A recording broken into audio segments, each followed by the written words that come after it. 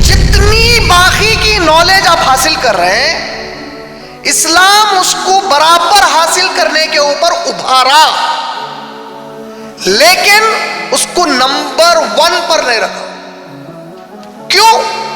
کیونکہ باقی جتنی نالج آپ سیکھتے، باقی جتنی تعلیم آپ لیتے، آپ کی موت کے جھٹکے کے ساتھ اس کا استعمال اور فائدہ ختم ہے۔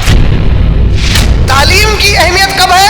جب میں یہ سمجھوں گا کہ اس کے بارے میں پڑھوں جس نے مجھے پیدا کیا اور اس نے مجھے تعلیم دی، ایک مخصوص تعلیم، اور کہا کہ دیکھ میرے بندے تو دنیا میں رہ تک جو تعلیم لیتا لے، لیکن جو اصل تعلیم تیرے مرنے کے بعد کام آنے والی ہے اس کو توجہ دے کے پڑھ۔ اقرا بسم ربک الذی خلق، پڑھو اس رب کے نام سے آپ کے جس نے سب کو پیدا کیا۔ اور قرآن کی جو شروعات ہے، اللہ کے وحی کی محمد صلی اللہ علیہ وسلم پر جو شروعات ہے وہ حکم کے ساتھ ہے، جس میں اللہ بندے کا اور اپنا رشتہ باندھ رہے۔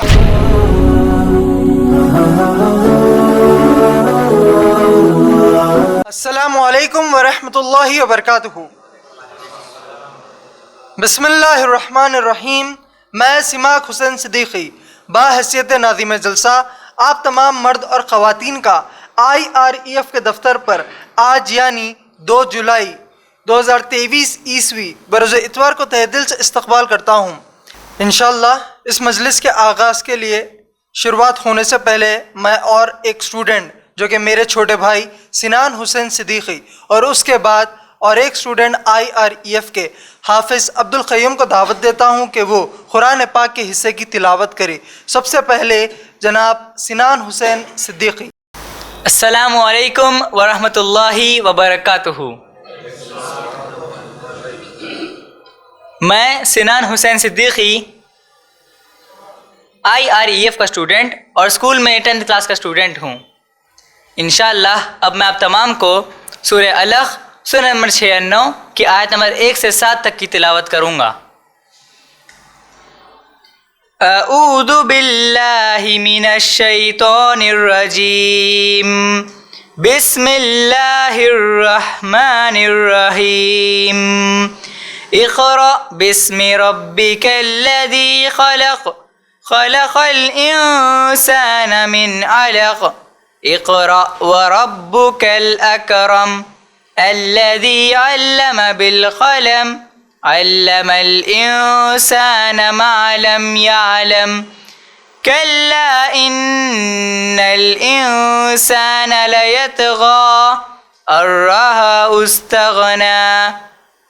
جزاک اللہ خیر، وآخر دعوان الحمد للہ رب العالمین۔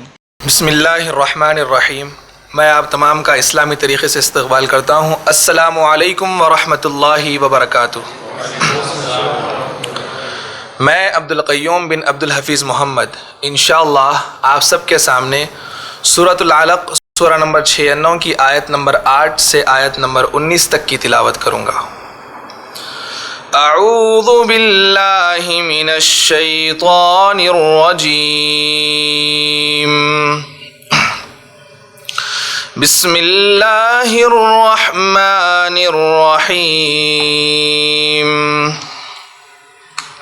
ان الى ربک الرجعى، ارأیت الذی ینہی عبدا اذا صلی، ارأیت ان کان علی الہدی او امر بالتقوى، ارأیت ان کذب وتولى، الم یعلم بأن اللہ یری، الم یعلم بأن اللہ یری، کلا لئن لم ينتہ لنسفعا بالناصیہ، ناصیۃ کاذبۃ خاطئہ، فلیدع نادیہ، سندع الزبانية كلا لا تطعه واسجد واقترب وآخر دعوانا ان الحمد لله رب العالمين. انشاءاللہ اس سے پہلے کہ میں میرے والد جناب عمران صدر IREF کو بیان کی دعوت دوں، آپ سب کو IREF کا مختصر تعارف دیتا چلوں ہوں. الحمدللہ IREF یعنی Islamic research and educational foundation February 1998 عیسوی میں قائم کیا گیا اسلام کا دعوتی ادارہ ہے، جس کا بنیادی مقصد ہے غیر مسلمانوں کو اور گمراہ مسلمانوں کو قرآن اور حدیث با فہم و منہج صحابہ رضی اللہ تعالی عنہم اجمعین دعوت دے. ماشاءاللہ اسی مقصد کو حاصل کرنے کے لیے IREF ہندوستان میں اور بے شمار باہر کے ممالک میں انگلش اور اردو زبان میں بیانات، غیر مسلم مذہبی علم والوں سے مناظرے، مباحثہ وغیرہ میں شرکت کرتا ہے یا خود IREF منعقد کرتا ہے. الحمدللہ جناب عمران ابھی تک USA، Canada, UK، Australia, New Zealand, Taiwan, Singapore, Malaysia, Thailand, Ireland, Scotland کے علاوہ تمام گلف ممالک میں بھی پروگرامز کیے ہیں. ماشاءاللہ آپ لوگ youtube.com/IREF ویڈیوز کو ہمارے ویڈیوز کے لیے سبسکرائب کیجئے اور 9989031373 کے واٹس ایپ نمبر کو آپ کے پاس ایڈ کیجئے اور ہم کو ایک میسیج بھیجئے. ہمارا FB پیج ہے facebook.com/IREFPOSTS. ماشاءاللہ جناب عمران کی پہلی اہلیہ یعنی میری والدہ محترمہ ندا گھریلو خاتون ہیں، جبکہ دوسری اہلیہ محترمہ امت المتین کی نگرانی میں IREF کا شعبہ خواتین 2005 عیسوی سے کام کرتا ہے. ہر سنڈے کو صبح محترمہ امت المتین اور میری چھوٹی بہنوں کے صرف خواتین کے لیے تقریر ہوتے ہیں. ہر سنڈے کو دوپہر کو جناب عمران اور خود میرے بیانات IREF پر ہوتے ہیں. الحمدللہ اب میں میرے والد یعنی جناب عمران کو دعوت دیتا ہوں کہ وہ اردو میں درس قرآن کا سورۃ العلق پر اپنے درس کا آغاز کرے. جناب عمران. الحمدللہ رب العالمین والصلاة والسلام علی رسولہ الکریم وعلی آلہ واصحابہ اجمعین. اما بعد اعوذ باللہ من الشیطان الرجیم. بسم اللہ الرحمن الرحیم. اقرأ باسم ربک الذی خلق خلق الانسان من علق. اما بعد رب اشرح لی صدری ویسر لی امری واحلل عقدۃ من لسانی یفقہوا قولی. میں میرے تمام بھائیوں کا اور میری پردہ نشین بہنوں کا اس سورہ علقہ کے ضمن میں تیسری نشست میں اسلامی طریقے سے استقبال کرتا ہوں. السلام علیکم ورحمۃ اللہ وبرکاتہ. ماشاءاللہ جیسا آپ لوگ جانتے ہیں کہ سورہ علقہ پر ہم لوگ پچھلے 2 اتوار سے صرف ایک تعارفی طور پر ہمارے درس کی نشست جاری رکھے ہوئے تھے اور پہلی آیت پچھلے 2 نشستوں میں بھی ہم آغاز نہیں کر پائے، لیکن انشاءاللہ آج کی نشست میں ہم پہلی آیت کا آغاز کر دیں گے انشاءاللہ، یا بلکہ پہلی آیت سے آغاز کر دیں گے. اس سے پہلے کہ میں پہلی آیت پر اپنے درس کا آغاز کروں، جو لوگ پہلی بار آئے ہیں ان کے فائدے کے لیے اور جو لوگ پچھلے 2 اتوار بھی آئے ان کے اور خود میرے یاد دہانی کے لیے، جو تعارف میں ہم نے اہم باتیں ان آیتوں کے ضمن میں سمجھنے کی اور سیکھنے کی کوشش کی، اس کے اوپر تھوڑی سی گفتگو کر لوں. سب سے پہلے آپ لوگوں کو یاد ہوگا کہ ہم نے جو یونیورسٹی ایجوکیشن ہے آج کا ہمارا، جس کو آج غیر مسلم دنیا اور بہت سارے مسلمانوں میں وہ طبقہ جو نام سے تو مسلمان ہے لیکن دینی تعلیم سے کوسوں میل دور ہے، سوائے اس کے کہ ان کا نام مسلمان ہے، وہ اپنے آپ کو مسلمان کہتے ہیں، اس کے علاوہ باقی کی ان کی پوری زندگی کے طور طریقے، ان کے رسم و رواج، ہر چیز غیر مسلمانوں سے ملتی ہوئی ہیں. تو ان سب کی نظر میں جو یونیورسٹی ایجوکیشن ہے ہمارے پاس آج، اس کی بڑی اہمیت ہے. اور اسی یونیورسٹی ایجوکیشن کے علمی شعبے اینتھروپولوجی یعنی وہ تعلیم جس میں انسانیت کے بارے میں جانکاری حاصل کی جاتی ہے کہ انسان سب سے پہلی مرتبہ زمین پر کہاں پر اپنا پاؤں رکھا، کہاں بسنے لگا، اس ضمن میں جو ان کی اپنی شاخ ہے اینتھروپولوجی کی، اس کے مطابق ہم لوگ پچھلے درس میں یہ بات کر چکے ہیں کہ ڈی این اے ریسرچ کے مطابق ان کا ماننا یہ ہے کہ آج سے 1,00,000 سال پہلے افریقہ کا جو کانٹیننٹ ہے، افریقن کانٹیننٹ، وہاں سے انسانوں کا مائیگریشن، ہجرت شروع ہوئی ساری دنیا میں.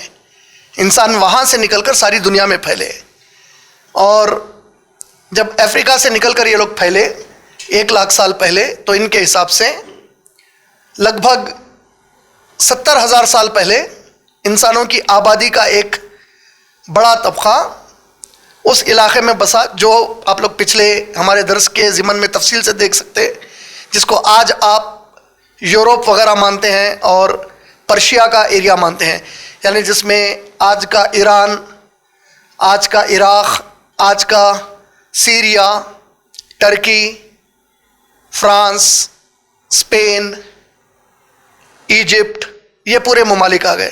یہاں پر انسان 70,000 سال پہلے، یعنی 1,00,000 سال پہلے افریقہ سے نکلے، پھر 70,000 سال پہلے یہاں پر ان لوگوں نے ایک بڑی کثیر تعداد میں آبادی بسائی.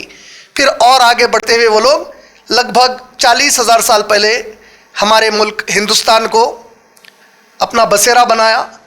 اور جب میں ہندوستان کہتا ہوں 40,000 سال پہلے کا، تو اس میں پاکستان پورا آ جاتا ہے، افغانستان لگ بھگ پورا آ جاتا ہے، بنگلہ دیش آ جاتا، نیپال آ جاتا، اس میں بھوٹان آ جاتا، یہ پورا علاقہ.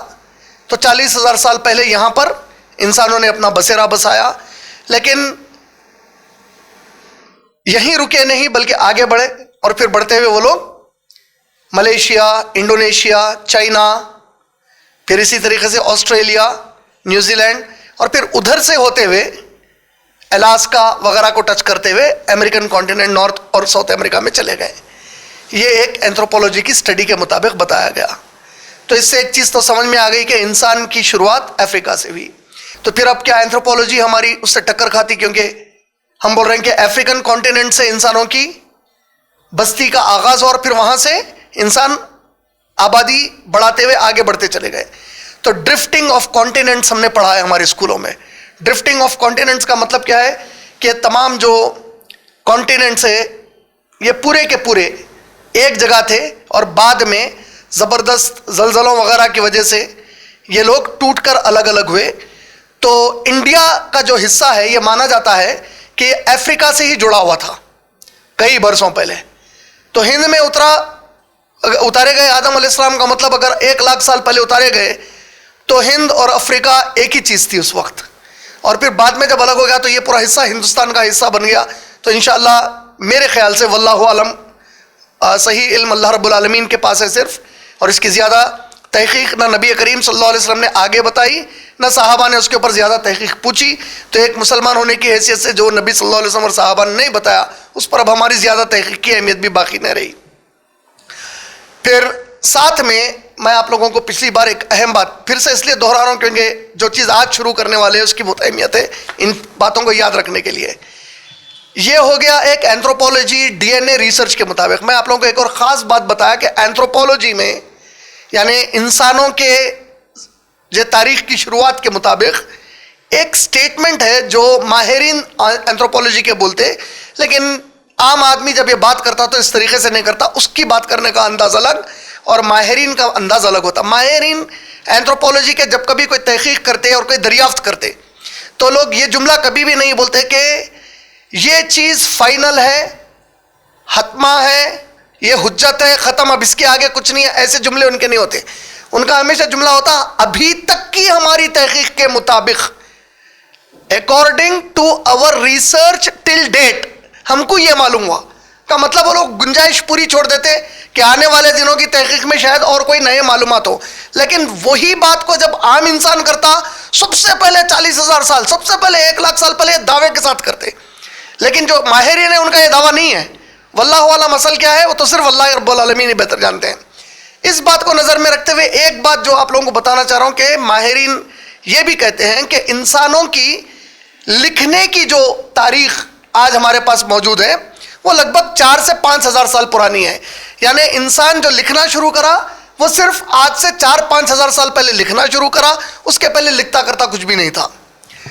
اور لکھنے کے بعد سے جو کچھ ان کو مواد ملا, ان کے ہاتھ لگا, اس کے حساب سے جو تہذیب و تمدن, جس کو انگلش میں ہم لوگ سویلائزیشنز کہتے ہیں, سویلائزیشنز کی پہلی نشانی یہ ہوتی کہ اکثر وہ لوگ ان علاقوں میں انسان بسیرا کرتا ہے اپنا جہاں دریا کے کنارے ہوتے, کیونکہ زراعت وغیرہ, ایگریکلچر وغیرہ ہر زمانے میں بہت زیادہ اہمیت کا حامل تھا. آج بھی انڈیا کے اندر اگر آپ آکیوپیشن دیکھیں گے, لوگوں کا پیشہ دیکھیں گے, 60% سے زیادہ, 60% سے زیادہ ہندوستانی آبادی آج بھی کسانوں کی ہے.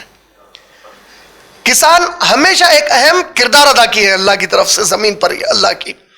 تو ایگریکلچر ہمیشہ ایک اہم حصہ رہا. تو دنیا میں کوئی آج تہذیب و تمدن کے بارے میں یہ دعویٰ نہیں کر سکتا کہ ہمارے پاس کی تہذیب و تمدن دنیا کی سب سے قدیم ہے, اس سے پہلے کوئی بھی نہیں تھی. ان کے معلومات کے حساب سے سب سے قدیم تہذیب و تمدن میسوپوٹیمین تہذیب و تمدن ہے, یا بیبیلونین سویلائزیشن, جو اس کے بعد اسی علاقے میں آیا. میسوپوٹیمیا کا علاقہ کیا تھا, آج جس کو آپ عراق بولتے, خاص طور پر central Iraq, southern Iraq, eastern and western Iraq, یہ پورا میسوپوٹیمیا تھا. ٹرکی کا آج کا ایسٹرن پارٹ آتا, ان کا مشرقی عراق کا, آج کے عراق کا جو درمیانی حصہ ہے, درمیانی مشرق, درمیانی مغرب, اور ان کا جنوبی جو حصہ ہے, یہ پورے کا پورا میسوپوٹیمین سویلائزیشن مانا جاتا تھا. بعد میں یہیں پہ بیبیلونین سویلائزیشن ہے. اور اسی عراق کے آج کے شمال کے حصے, جنوب کے حصے میں, ساؤتھ کے حصے میں ایک شہر تھا جس کا نام ار ہے, UR یا URR بھی لکھتے ہیں اس کو بعض لوگ. اور یہ وہ شہر ہے جہاں سے ابراہیم علیہ السلام اور سارہ علیہ السلام کا تعلق بتایا جاتا ہے.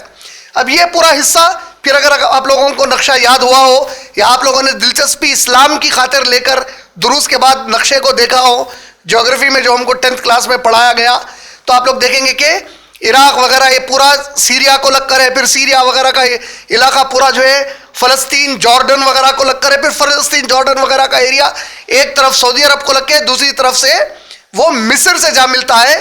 مصر کو اور فلسطین کے یا جارڈن کے ایریا کے بیچ میں جو حصہ اس کو جڑاتا ہے وہ سینائی کی پہاڑیاں ہیں. سینائی وہی پہاڑیوں کا حصہ ہے جہاں پر موسیٰ علیہ السلام کو تورات عطا کی گئی تھی, جو 1967 کی وار میں اسرائیل لے لیا تھا. پھر 1971 میں ایک ٹریٹی کے تحت مصر کو اس نے واپس دے دیا.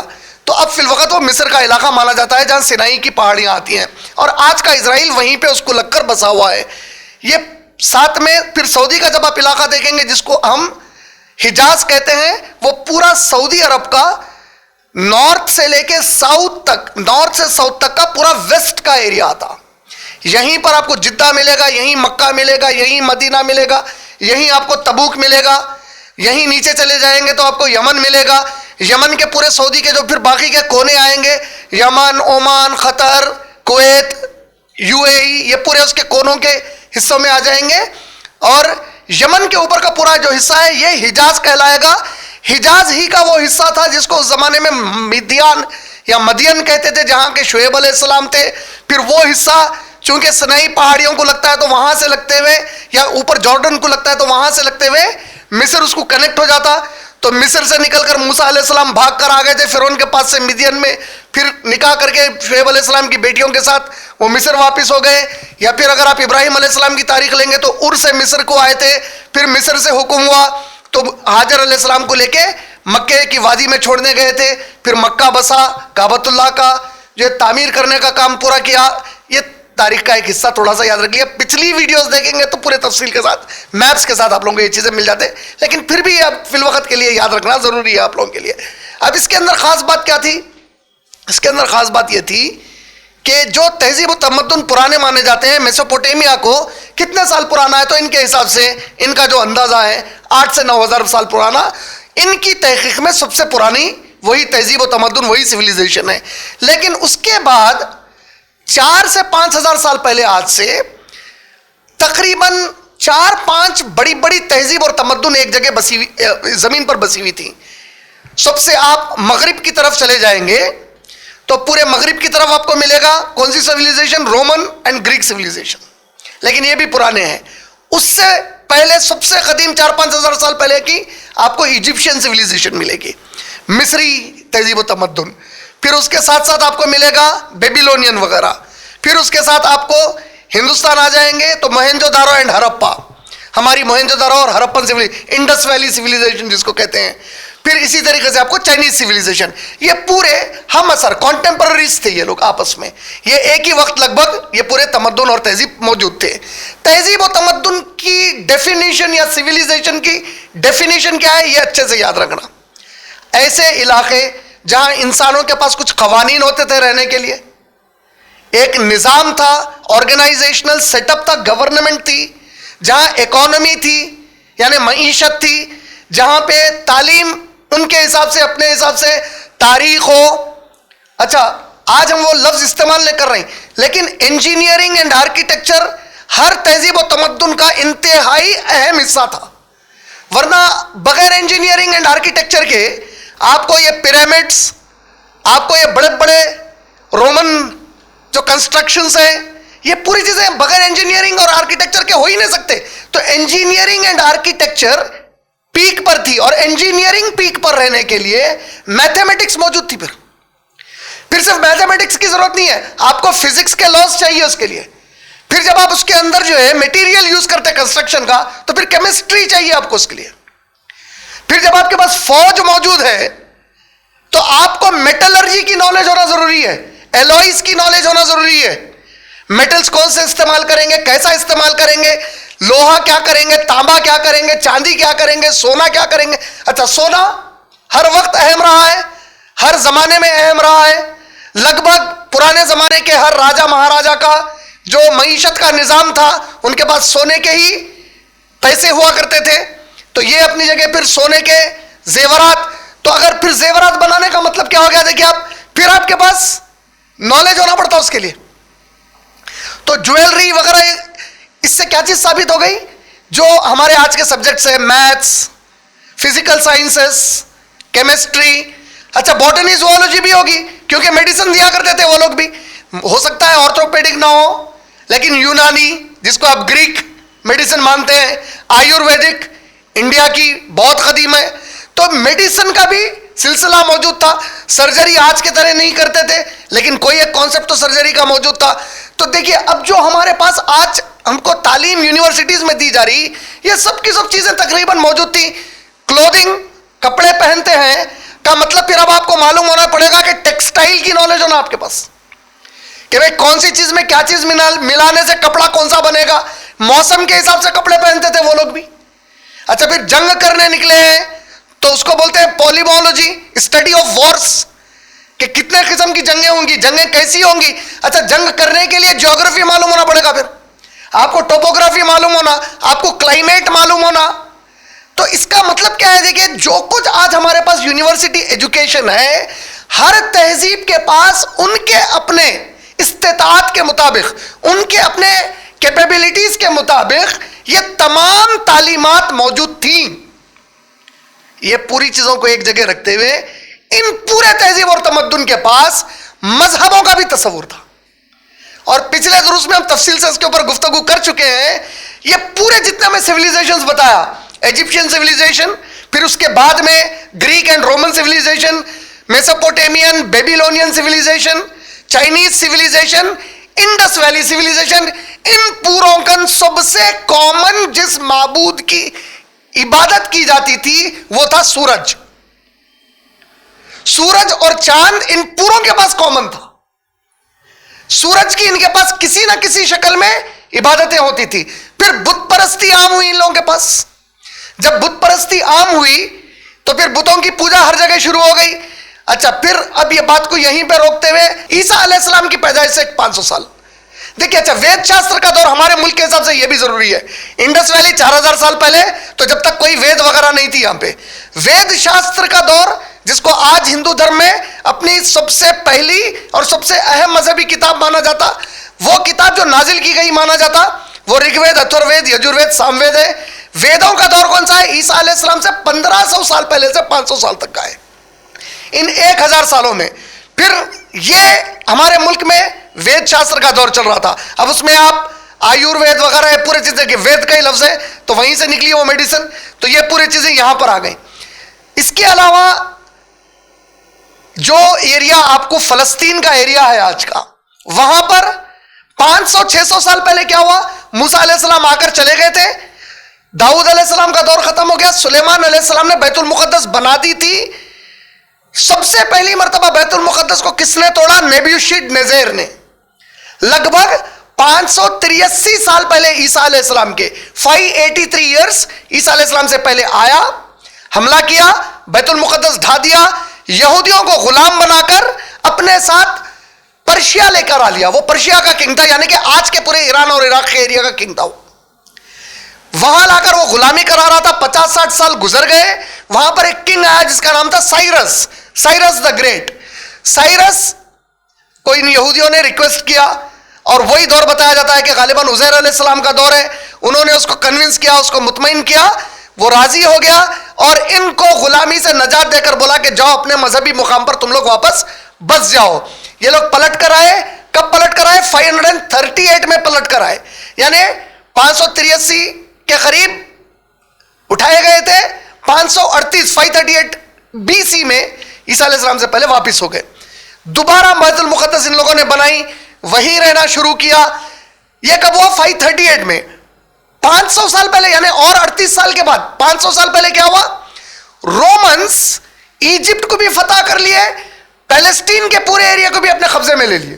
تو پیلسٹین کا پورا ایریا جہاں پر بیت المقدس تھی، جہاں یہودی عبادت کرتے تھے، یہ علاقہ رومن کنگڈم کا حصہ ہو گیا اور روم کے تحت آ گیا۔ رومنس کا مذہب کیا تھا؟ بت پرستی تھا۔ کتنا ایریا فتح کرے وہ لوگ؟ ایجپٹ پورا فتح کرے، یہ بہت اہم ہے ہمارے کو سمجھنے کے لیے۔ ایجپٹ پورا فتح ہو گیا، شام فتح ہوا۔ شام میں کیا کیا آ گیا؟ سیریا میں اس وقت کے سیریا آ گیا، جارڈن آ گیا، آج کا فلسطین آ گیا، غازہ آ گیا اس کے اندر۔ یہ پورا کون فتح کرے؟ رومنس فتح کرے۔ پہلی مرتبہ بتایا جاتا ہے کہ رومنس کے ذریعے سے ایک تاریخ کے مطابق بتوں کی پوجا پبلک میں عام ان لوگوں نے وہاں پر کی۔ یہ کب ہوا؟ 500 سال پہلے۔ اور نبی کریم صلی اللہ علیہ وسلم کی آمد کے 500 سال پہلے پہلی مرتبہ مکے میں بت رکھے گئے۔ یہ بت کہاں سے آئے؟ تو نبی کریم صلی اللہ علیہ وسلم نے کیا کہا؟ قریش کا ایک شخص تھا، عرب ایک شخص تھا جو سیریا کو، شام کو جاتا تجارت کے لیے، وہاں پر اس نے لوگوں کو دیکھا بتوں کی پوجا کرتے ہوئے، وہاں سے اٹھا کر وہ بتوں کو لا کر کعبے کے اندر رکھا۔ تو یہ 500 سال پہلے کی تاریخ میں ایک اہم چیز کیا ہو گئی؟ مکے میں بت آ گئے۔ 500 سال پہلے کیا ہوا؟ عیسیٰ علیہ السلام کے بیت المقدس ڈھا دی گئی تھی، سیکنڈ ٹائم جو بن گئی، جہاں یہودی تھے پھر سے رومنس کے قبضے میں آ گئے۔ رومنس نے ان کو اجازت کیا دی؟ بالکل ویسی ہی اجازت دی جیسی آج آپ کو اور مجھے ہندوستان میں اجازت ہے۔ کرسچنس کو ہندوستان میں اجازت ہے، بدھسٹ کو ہندوستان میں اجازت ہے، جینس کو ہندوستان میں اجازت ہے، سکھ کمیونٹی کو ہندوستان میں اجازت ہے۔ اجازت کیا ہے؟ کہ آپ اپنے مذہبی جو روایات ہیں اس کے مطابق اپنے ذاتی زندگی کے افعال کر سکتے ہیں، معاملات کر سکتے ہیں، شادی، بیاہ، دفن، کفن، یہ تمام چیزیں آپ اپنے مذہب کے حساب سے کر لو۔ بھائی عید منا لو، فیسٹیولز منا لو، ہمارے کو کوئی آبجیکشن نہیں ہے۔ کرمنل لا لیکن انڈین لا رہے گا، انڈین پینل کوڈ چلے گا۔ رومنس کے ساتھ بھی کیا ہوا؟ ایسے ہی ہوا، انہوں نے یہودیوں کو وہ آزادی دے دی تھی۔ یہ سب کب ہوا؟ 500 سال پہلے۔ تو اب دیکھیے آپ، مصر، ایجپٹ، پیلسٹین، جارڈن، یہ پورا کون سا ایریا ہو گیا؟ رومن ایریا ہو گیا یہ پورا۔ یہ کتنے سال پہلے ہوا؟ عیسیٰ علیہ السلام کے 500 سال پہلے عیسیٰ علیہ السلام پیدا ہو گئے۔ عیسیٰ علیہ السلام پیدا ہونے کے بعد کیا ہوا؟ جو یہودی فرقوں میں بٹ گئے تھے، تورات سے ہٹ گئے تھے، تورات غائب ہو گئی تھی، من مانی ان کے حساب سے وہ لوگ کچھ بھی لکھ دیتے اور لوگوں کو گمراہ کرتے کہ یہ اللہ کی طرف سے، جس کا ذکر خود اللہ نے سورہ بقرہ کی آیت نمبر 79 میں کیا اور کہا، لعنت ہو ان کے اوپر جو ایک کتاب خود اپنے ہاتھ سے لکھتے ہیں اور کہتے ہیں یہ اللہ کی طرف سے ہے تاکہ اس سے کچھ مال کما لیں۔ لعنت ہے اس چیز پر جو ان لوگوں نے لکھی، اور لعنت ہے ان ہاتھوں پر جو انہوں نے جس سے لکھا، اور لعنت ہے اس کمائی پر جو اس کو بیچ کر ان لوگوں نے کمایا بولے۔ تو یہ خاص طور پہ ذکر ان لوگوں کا ہی ہو رہا کیونکہ تورات بدل دی تھی۔ عیسیٰ علیہ السلام جب اس تورات کی تعلیم کو دوبارہ صحیح کرنے کی کوشش کرے تو ان پر تہمت لگائے یہ لوگ، کون سے لوگ؟ بنی اسرائیل کے انہی کی قوم کے لوگ، کہ عیسیٰ علیہ السلام ہم کو ٹیررزم سکھا رہے ہیں۔ عیسیٰ علیہ السلام ہم کو بول رہے ہیں کہ رومن کنگز کے خلاف بغاوت کرو. ہمارے پاس جب تورات کی شریعت ہے تو ہم روم کے لا کو کیوں ماننا چاہ رہے ہیں؟ یہ ورغلہ ہے کس کو؟ رومن بادشاہ کو ورغلہ ہے. ٹائٹس کنگ تھا اس وقت, یا اس کے پہلے کا جو کنگ تھا, اس کو ورغلہ ہے. نتیجہ کیا ہوا؟ کورٹ میں کیس گیا, عیسیٰ علیہ السلام کو بلایا گیا کہ کیا بھائی آپ ورغلہ رہے ہیں کیا؟ بہرحال چونکہ خود یہودی ان کے خلاف تھے, ان کی بنی اسرائیل قوم کے, وہ لوگ خود ان کے خلاف گواہی دیے جا کے. نتیجہ ان کو صلیب پر چڑھانے کا حکم ہوا. اور پھر سورہ نساء کی آیتیں ہم سب کو معلوم ہے, اللہ سبحانہ و تعالیٰ نے فرمایا کہ میں نے عیسیٰ علیہ السلام کو زندہ اٹھا لیا. بائبل کے حساب سے وہ قتل کر دیے گئے. یہودی بھی مطمئن ہے کہ وہ قتل ہو گئے, عیسائی بھی مطمئن ہے کہ وہ قتل ہو گئے. یہودیوں کے حساب سے وہ دوبارہ نہیں آئیں گے, عیسائیوں کے حساب سے وہ قتل ہو گئے لیکن قیامت سے پہلے آئیں گے. ہم مسلمانوں کے حساب سے وہ قتل نہیں ہوئے, وہ واپس ضرور آئیں گے. اور اس غلط فہمی کو یہودیوں اور عیسائیوں کے دور کر دیں گے کہ نہ میں قتل ہوا تھا, نہ صلیب پر چڑھا تھا, میں زندہ تھا, میں واپس آ گیا, میں مسلمان ہوں, اللہ کا رسول ہوں. اور عیسائیوں کو بھی بتا دیں گے میں ابن اللہ, اللہ کا بیٹا نہیں ہوں, میں اللہ کے برابر نہیں ہوں. یہ بتانے کے لیے یہ اب 3 مذاہب کا بڑا عقیدہ ہو گیا. اب ہوا یہ کہ جب عیسیٰ علیہ السلام کو صلیب پر چڑھا اور اللہ تعالیٰ اپنے حکم سے, اپنی حکمت سے, اپنی طاقت سے ان کو زندہ اٹھا لیے, اس کے 70 سال کے بعد وہاں کی بنی اسرائیل کی نوجوان نسل نے بغاوت کی رومن کنگ کے خلاف. جب وہ بغاوت ہوئی, ٹائٹس کنگ تھا, اس نے بیت المقدس کو مکمل ڈھا دیا. جب وہ مکمل ڈھا دی گئی بیت المقدس تو یہودیوں کو وہ مار کے نکالا, کوئی نشانی باقی نہیں رکھا بیت المقدس کی. جب وہ مار کر ان لوگوں کو نکال دیا تو یہودی پھیلے زمین کے اوپر. بہت بڑا یہودیوں کا ایک طبقہ جرمنی چلے گیا جو ہٹلر کے ٹائم تک وہیں پر تھے. ایک بہت بڑا طبقہ جرمنی کے ساتھ ساتھ اطراف کے فرانس وغیرہ یہ کنٹریز میں بھی چلے گئے, آج کے انگلینڈ میں بھی چلے گئے, آئرلینڈ میں بھی چلے گئے, یہ پورے ایریوں میں چلے گئے. ایک طبقہ ان کا پرشیا واپس گیا کیونکہ ان کو لگا کہ پرشیا میں سائرس نے ان کو مدد کی تو پھر سے پرشین کنگز کے ساتھ ان کو مدد مل جائے گی. اور ایک طبقہ ان کا مدینہ طیبہ آ گیا جس کو یہ معلوم تھا کہ ایک نبی آنے والے ہیں جو کھجوروں کے علاقوں میں ہوں گے. وہ انتظار میں لوگ وہاں پر پہنچ گئے. یہ اہم باتیں پھر سے یاد رکھ لینا ہے. یہ ہو گیا 3 بڑے مذاہب کے بارے میں. ایک اور شخصیت مذہبی یہی 500 سال کے آس پاس کہاں پر ہے؟ پرشیا کے ایریے میں, زورو آسٹر, جس کو آج آپ پارسی کہتے ہیں, آگ کی پرستش کرنے والے. یہ بھی وہی 500 سے 600 سال پہلے عیسیٰ علیہ السلام کے ہوراس و قصہ ہے. یہی ٹائم پر ہندوستان میں کیا ہوا؟ عیسیٰ علیہ السلام سے 500-600 سال پہلے, وہی 600 سال لے لیں گے تو گوتم بدھا 550 سال پہلے ہوئے یہاں پہ. مہاویر جین ان سے تھوڑا پہلے پیدا ہوئے. تو بدھزم اور جینزم آ گیا یہاں پہ. بدھزم اور جینزم کا اثر کب تک نہیں تھا؟ گوتم بدھا کے لگ بھگ 250 سال تک نہیں تھا یہاں پہ. 250 سال کے بعد اشوکا جو چندرگپت موریہ کے پوترے تھے, انہوں نے بدھزم کو قبول کیا اور دنیا کا واحد اور پہلا بادشاہ ہے جس نے اپنا حکومتی خزانہ بدھزم کو پروپوگیٹ کرنے کے لیے کھول دیا. نتیجہ یہ نکلا پورا انڈیا, پورے کا پورا انڈیا بدھزم میں آ گیا. موریہ ڈائنیسٹی نے جتنا علاقہ قبضہ کیا تھا اتنا بڑا علاقہ پھر کسی اور بادشاہ نے نہیں کیا, اس سے تھوڑا کم اورنگزیب نے کیا تھا. بادشاہ موریہ کی کہاں سے کہاں تک تھی؟ افغانستان پورا, پاکستان پورا, پورا ہندوستان, لگ بھگ پورا ساؤتھ انڈیا آ گیا تھا. ایسٹ کے اندر, مشرق کے اندر آلموسٹ پورا بھوٹان, برما, بنگلہ دیش, تھائی لینڈ کے قریب تک چلے گئے تھے. چائنا کو ٹچ کھا رہے تھے اوپر کی طرف. یہ پورا مورین امپائر تھا. یہ اشوکا نے پوری طاقت کے ساتھ, قوت کے ساتھ بدھزم کو پھیلایا. نتیجہ چائنا کی میجورٹی پاپولیشن بدھزم میں چلی گئی. نتیجہ جاپان میں بدھزم گیا. نتیجہ میانمار, بھوٹان, ٹبیٹ, نیپال پورے بدھسٹ ہو گئے تھے. مکمل بدھزم, آفیشیل ریلیجن ہو گیا تھا بدھزم یہاں پہ. اور پھر بہرحال ایک الگ تاریخ ہے جس میں شاطر دماغوں نے بدھا کو ہی وشنو بھگوان کا اوتار بنا دیا, لیکن بدھزم یہاں تک چلے گیا تھا. پھر چائنا میں وہ ٹائم پر جو سویلائزیشن تھا, کنفوشیس نامی ایک شخص تھا. جاپان میں ٹاؤزم بول کر تھا, شنٹوئزم تھا. یہ پورے کے پورے بت پرست تھے. پھر سے تو دیکھیں آپ, بت پرستی پوری ایک طرف چل رہی. یہ پوری مذہبی اعتبار سے بتا رہے ہیں پوری چیزیں. دنیاوی تعلیم کے حساب سے کیا چل رہا؟ آپ کا ایرسٹوٹل آ گیا, प्लेटो आ गया, आपके पास सोक्रेटस आ गया, आपके पास आर्यभट्ट आ गया, एक से एक दुनिया में साइंसदान मौजूद है वो टाइम पे। ये पूरी चीजें चल रही थी और फिर ईसा अलैहिस्सलाम के उठा लिए जाने के बाद से लेकर 610 साल तक सारी इंसानियत अंधेरे में गुम थी।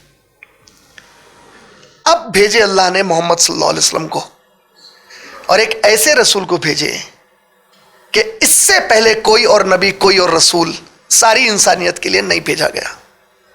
ऐसी किताब देकर भेजे कि इस किताब से पहले किसी और अल्लाह ने अपनी खुद की किताब की खुद हिफाजत की जिम्मेदारी नहीं ली थी। ऐसी किताब देकर भेजे जो आखिरी नबी के साथ आई, अल्लाह की आखिरी किताब बनकर आई।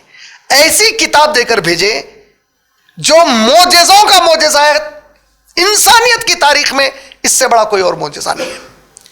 मोजेज़े की खूबी क्या होती? मूसा अलैहिस्सलाम का असा जब वो पानी पर मारे, पानी हटा, रास्ता निकाल दिया। अब वही असा अगर मान लीजिए एग्जैक्ट वही असा आज अगर इमाम काबा के हाथ को लग जाए या अबू बकर सिद्दीक रजी अल्लाह ताला अन्हु के हाथ को लग जाए, जो नबी के बाद सबसे अफजल मुकाम रखने वाले हैं तकवे में, ईमान में, उनके हाथ को भी लग जाए तो वो पानी पर अगर मारेंगे तो अब पानी पे कोई असर होने वाला नहीं है। वो मोजेज़ा मूसा अलैहिस्सलाम के लिए।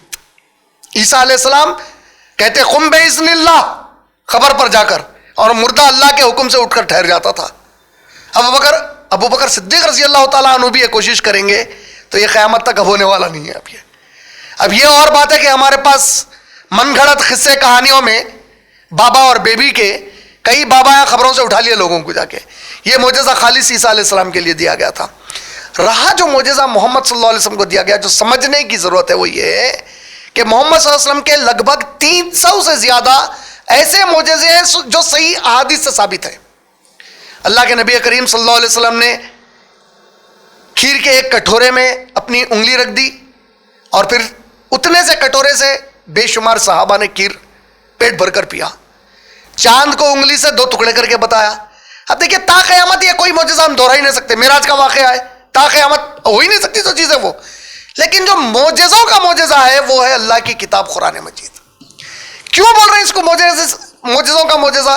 इसकी शान ये है कि अल्लाह ने एक ऐसा मोजेज़ा कुरान की शक्ल में दिया कि ऐ नबी, आप अपने दौर में इस किताब के मोजेज़े से लोगों को ईमान पे लाएंगे। आपकी उम्मत ता क़यामत इसी किताब के मोजेज़े को इस्तेमाल करके लोगों को इस्लाम बताएगी।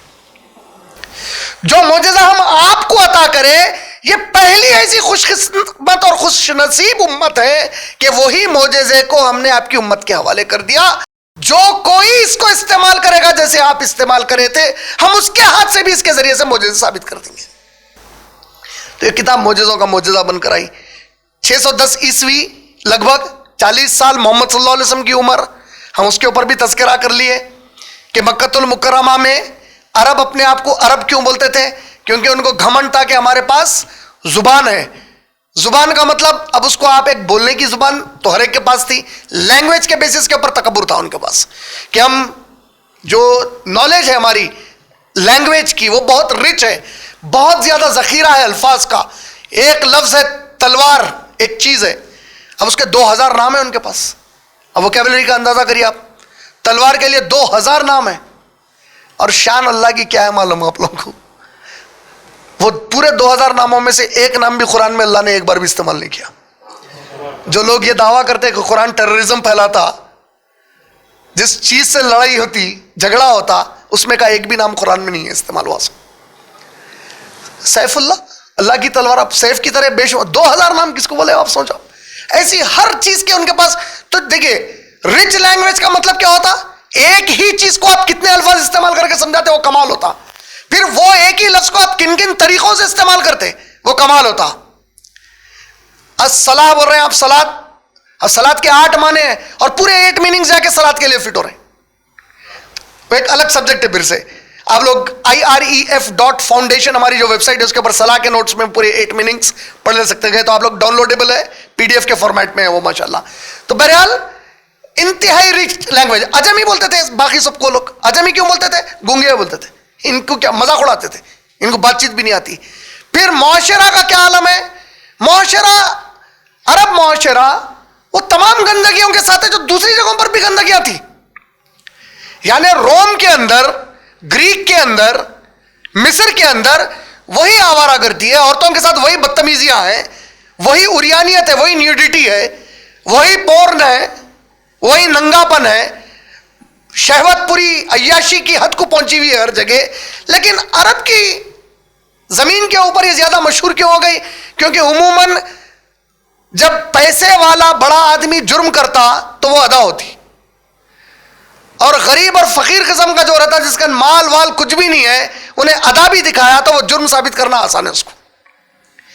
تو عربوں کا جو معاملہ تھا، ان کا دیکھیے آپ، میں اتنے سویلائزیشنز گنا ہے آپ لوگوں کو، ان کا کوئی سویلائزیشن ہی نہیں ہے.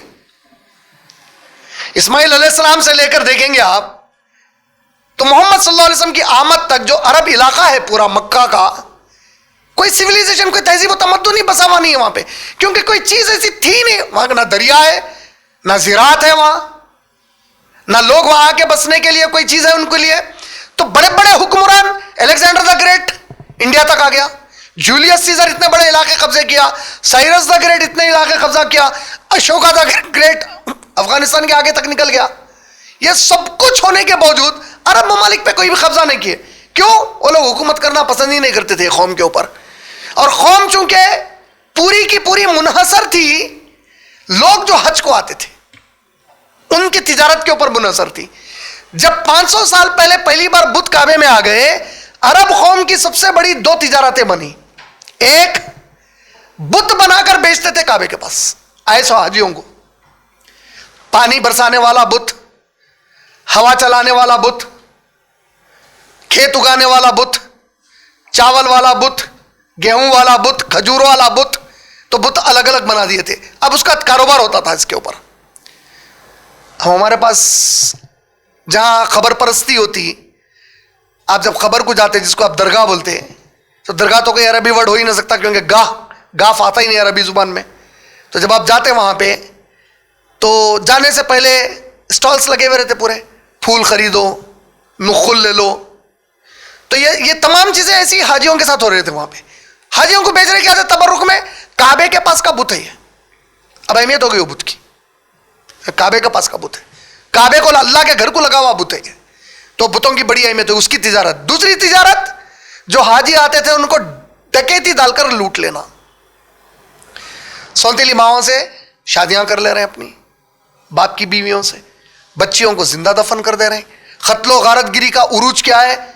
ایک، اگر کوئی مرغی قبیلے کی دوسرے قبیلے میں چلے جائے تو 300 400 سال تک ان کی لڑائی چل رہی، اتنی دشمنی آپس میں، تصور نہیں ہے ایک دوسرے سے دوستی کر لینے کا. یہ پورے حالات چل رہے ہیں، یہ پوری گندگی ہے. پھر دوسری طرف دیکھیے، ایک طرف یہ ان کی نسل کی کیفیت ہے، یہ ان کے مذہب کی کیفیت ہے. دوسری طرف شاعری عروج پر ہے. شاعری کا کیا عالم ہے ان کے؟ یہ بولا جاتا، یہ مرزا غالب کے ٹائم کے لیے بھی مشہور ہے. مرزا غالب کے ٹائم پر اردو اور فارسی کی شاعری کی اہمیت کہاں تک ہو گئی تھی؟ یہ عالم تھا علم کا. دیکھیں اچھا، آپ لوگوں کو ایک بات بتا دیتا ہوں شاعری کی اہمیت میں. شاعری کی بنیاد پہ گرامر بنتی، معلوم ہے آپ کو لینگویجز کی؟ جو لینگویجز میں گرامر بنائی جاتی، شاعر شاعری میں وہ لفظ کو کس طریقے سے استعمال کرا، اس حساب سے وہ گرامر کا رول بنتا جا کے. تو پوئٹری بہت بڑی اہمیت رکھتی ہے ہر جگہ. تو مرزا غالب کے پیریڈ میں انڈین سب کانٹیننٹ کے بارے میں بولا جاتا، ہمارے بر صغیر ہند کے بارے میں، کہ یہاں پر مرزا غالب کے گھر میں کام کرنے والی نوکرانی بھی شاعری میں بات کرتی تھی. تو عربوں کے پاس جو لونڈیاں ہوتی تھیں، وہ لونڈیاں بھی شعر و شاعری میں بات چیت کرتی تھیں. تو شعر و شاعری کرنے کا مطلب کیا ہوا؟ آپ اگر شاعری میں جواب دیتے کہ آج آپ پڑھے لکھے کم مانے جاتے، آپ کا تھوڑی IT کی نالج رہنا، انگلش کمیونیکیشن رہنا آپ کے پاس، آپ 4 جگہ ٹھہر کر کچھ دنیاوی کرنٹ افیئرس پر بات کر سکنا، آپ کو کچھ کنٹریز اور ان کے کیپٹلز اور ان کے کرنسیز معلوم رہنا. اب ایسے جتنے معلومات زیادہ ہیں آپ اتنا زیادہ تعلیم یافتہ ہے. آپ کو 4 ناولس معلوم رہنا، آپ کو ان کے آتھرز معلوم رہنا، شیکسپیئر کے 1-4 بکس کا نام یاد رہنا آپ کے پاس، آپ کو ایڈیسن کون تھا معلوم ہونا، جانسن کون تھا. یہ نام سنتے ہی آپ سامنے والا مروب ہوتا، بھائی کیا معلومات ہیں ان کو. تو وہ زمانے میں شاعری سے مروب کرتے تھے. یہ دور میں ایسی جگہ پر جہاں بچیوں کو دفنا دے رہے ہیں, جہاں سوتیلی ماؤں سے شادی کر لے رہے ہیں, جہاں زنا انتہائی عام ہے, جہاں ننگی حالت میں کعبے کا طواف کر رہے ہیں, جہاں شراب پیتے ہوئے کعبے کا طواف کر رہے ہیں, بتوں کو کعبے میں رکھ چکے ہیں, بتوں کی تجارت ہو رہی, ڈکیتی, قتل و غارت گری, ایسے معاشرے میں 40 سال ایک بچہ جو یتیم پیدا ہوا بغیر باپ کے سہارے کے اور سرپرستی کے تربیت کے, ایک ایسا بچہ بڑا ہوا وہاں پہ محمد بن عبداللہ, کہ اتنا مجرموں کا معاشرہ مجبور تھا کردار کو دیکھ کر الصادق الامین پکارنے کے لیے. تعجب میں تھے وہ لوگوں کے لیے, ایک معجزہ تھا کہ بھئی ہمارے معاشرے میں ایک ایسا شخص جو مذاق میں کبھی کسی کو جھوٹ نہیں بولے, امانت دار, ایسے امانت دار کہ کوئی چیز آپ کے پاس رکھا رہے ہیں صلی اللہ علیہ وسلم کے پاس نبوت سے پہلے, تو مہینوں گزرنے کے بعد جب آ رہے ہیں جہاں پر رکھ کر گئے تھے وہیں سے اٹھا کے لے کے جا رہے ہیں. الامین, الصادق. اور آپ دیکھیں آزما کے انتقال تک آپ صلی اللہ علیہ وسلم کے اس کردار کے اوپر وہ لوگ کبھی بھی کاذب کس چیز کے لیے بولے, قرآن اللہ کی طرف سے اس بات کے لیے آپ جھوٹ بول رہے ہیں بولے, لیکن اس کے علاوہ کبھی آپ کو کبھی بھی وہ لوگ ایک بار بھی نہیں بولے کہ ہم آپ کی بات کو نہیں مانتے. ایسے معاشرے میں 40 سال ایک ایسی شخصیت پرورش پا رہے ہیں, اللہ کی جو قدرت اور حکمت کا اندازہ کیجئے. 40 سال یہ معاشرے کے ہر کوئی ان کو دیکھ رہے ہیں, جاہل دیکھ رہا, ان کا اپنا شاعر دیکھ رہا, ان کی خواتین دیکھ رہے ہیں. جہاں اتنی عیاشی ہے محمد صلی اللہ علیہ وسلم ان سب سے دور ہے, کوئی شاعری کی محفل میں نہیں ہے. ایک مرتبہ آپ صلی اللہ علیہ وسلم اپنی زبان سے کوئی شعر نہیں بولے. حد تو یہ ہے کہ بخاری کی روایت ہے کہ نبی کریم صلی اللہ علیہ وسلم ایک مرتبہ صحابہ کے ساتھ بیٹھے ہوئے تھے اور ایک مشہور شعر, جیسے علامہ اقبال وغیرہ کی شاعری ہوتی ہے, ایک مشہور ان کے شاعر کے ایک شعر کو صلی اللہ علیہ وسلم نے پڑھ دیا. تو ابوبکر صدیق رضی اللہ عنہ نے کہا یا رسول اللہ وہ شعر اصل میں ایسے ہے. اللہ کے نبی صلی مسکرا کر بولے اے ابوبکر چھوڑو, کیا میں تھوڑی شاعر ہوں, یعنی کوئی دلچسپی نہیں ہے. یہاں تک کہ صلی اللہ علیہ وسلم کی سیرت میں آتا کہ جب آپ معصوم تھے, چھوٹے تھے, تو وہاں کے معاشرے میں دیکھیے آج بھی کیا ہوتا, آج سوسائٹی میں کس کو زیادہ تعلیمی یافتہ مانا جاتا, اردو شاعری کے محفلیں جب جمتی وہاں جو لوگ جا کے شاعری سنتے, غزلیات سنتے, کا مطلب تھوڑا پڑھا لکھا ہے بھائی نے, شاعری کی محفل میں بیٹھا ہوا ہے. تو وہ زمانے میں ابو طالب لے کر چلے جاتے تھے محمد صلی اللہ علیہ وسلم کو اپنے ساتھ, اور اللہ کے نبی صلی اللہ علیہ وسلم فرماتے ہیں جب کبھی مجھے میرے چاچا ابو لہب, ابو طالب کوئی بھی لے کے جاتے شاعری کی محفل میں, اللہ مجھ پر گہری نیند طاری کر دیتے. کبھی شاعری سنا ہی نہیں بولے وہ محفلوں میں جا کر.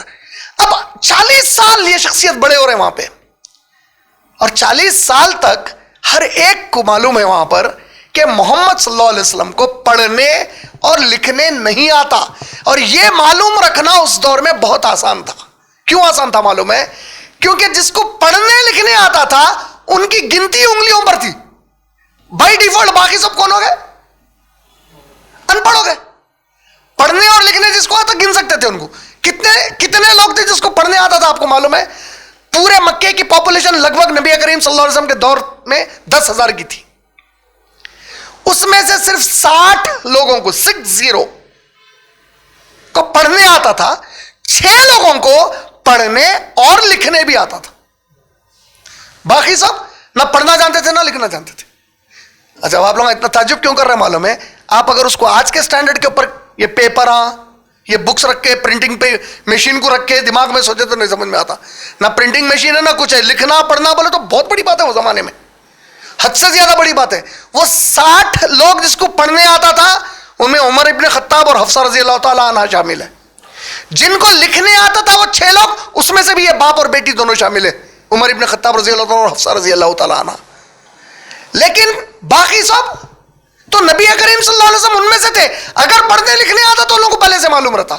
تاریخ گواہی دے رہی, آپ رسول بنا دیے گئے, صلح حدیبیہ ہو رہی, آپ کے انتقال سے 3-4 سال پہلے کا واقعہ ہے, لگ بھگ 3 سال کا. صلح حدیبیہ کے موقع پہ کفار مکہ جب ٹریٹی لکھی جا رہی, محمد رسول اللہ جب علی ابن طالب رضی اللہ تعالیٰ عنہ نے لکھا تو سامنے سے آواز آئی کہ اگر ہم رسول مان لیتے تو پھر یہ ٹریٹی کی ضرورت ہی نہیں تھی. نکالیے وہاں سے رسول اللہ بولے. تو اللہ کے نبی صلی اللہ علیہ وسلم علی رضی اللہ تعالیٰ سے بول رہے ہیں کہ کاٹ دو رسول اللہ. علی رضی اللہ تعالیٰ فرماتے ہیں یا رسول اللہ مجھے معاف کر دیجئے, میں تو آپ کو رسول مان لیا, میں نہیں کاٹنا چاہتا میرے ہاتھ سے. اللہ کے نبی صلی اللہ علیہ وسلم فرمانے اچھا مجھے بتاؤ کہاں لکھا ہوا ہے, اور اپنا لب لے کر اس کو مٹا دیا. یعنی نبی صلی اللہ علیہ وسلم کو دیکھیے قرآن کے وحی کے ختم کا دور آ رہا, آپ کی نبوت کے ختم کا ٹائم آ رہا, آپ کو لکھنا اور پڑھنا بالکل نہیں آتا.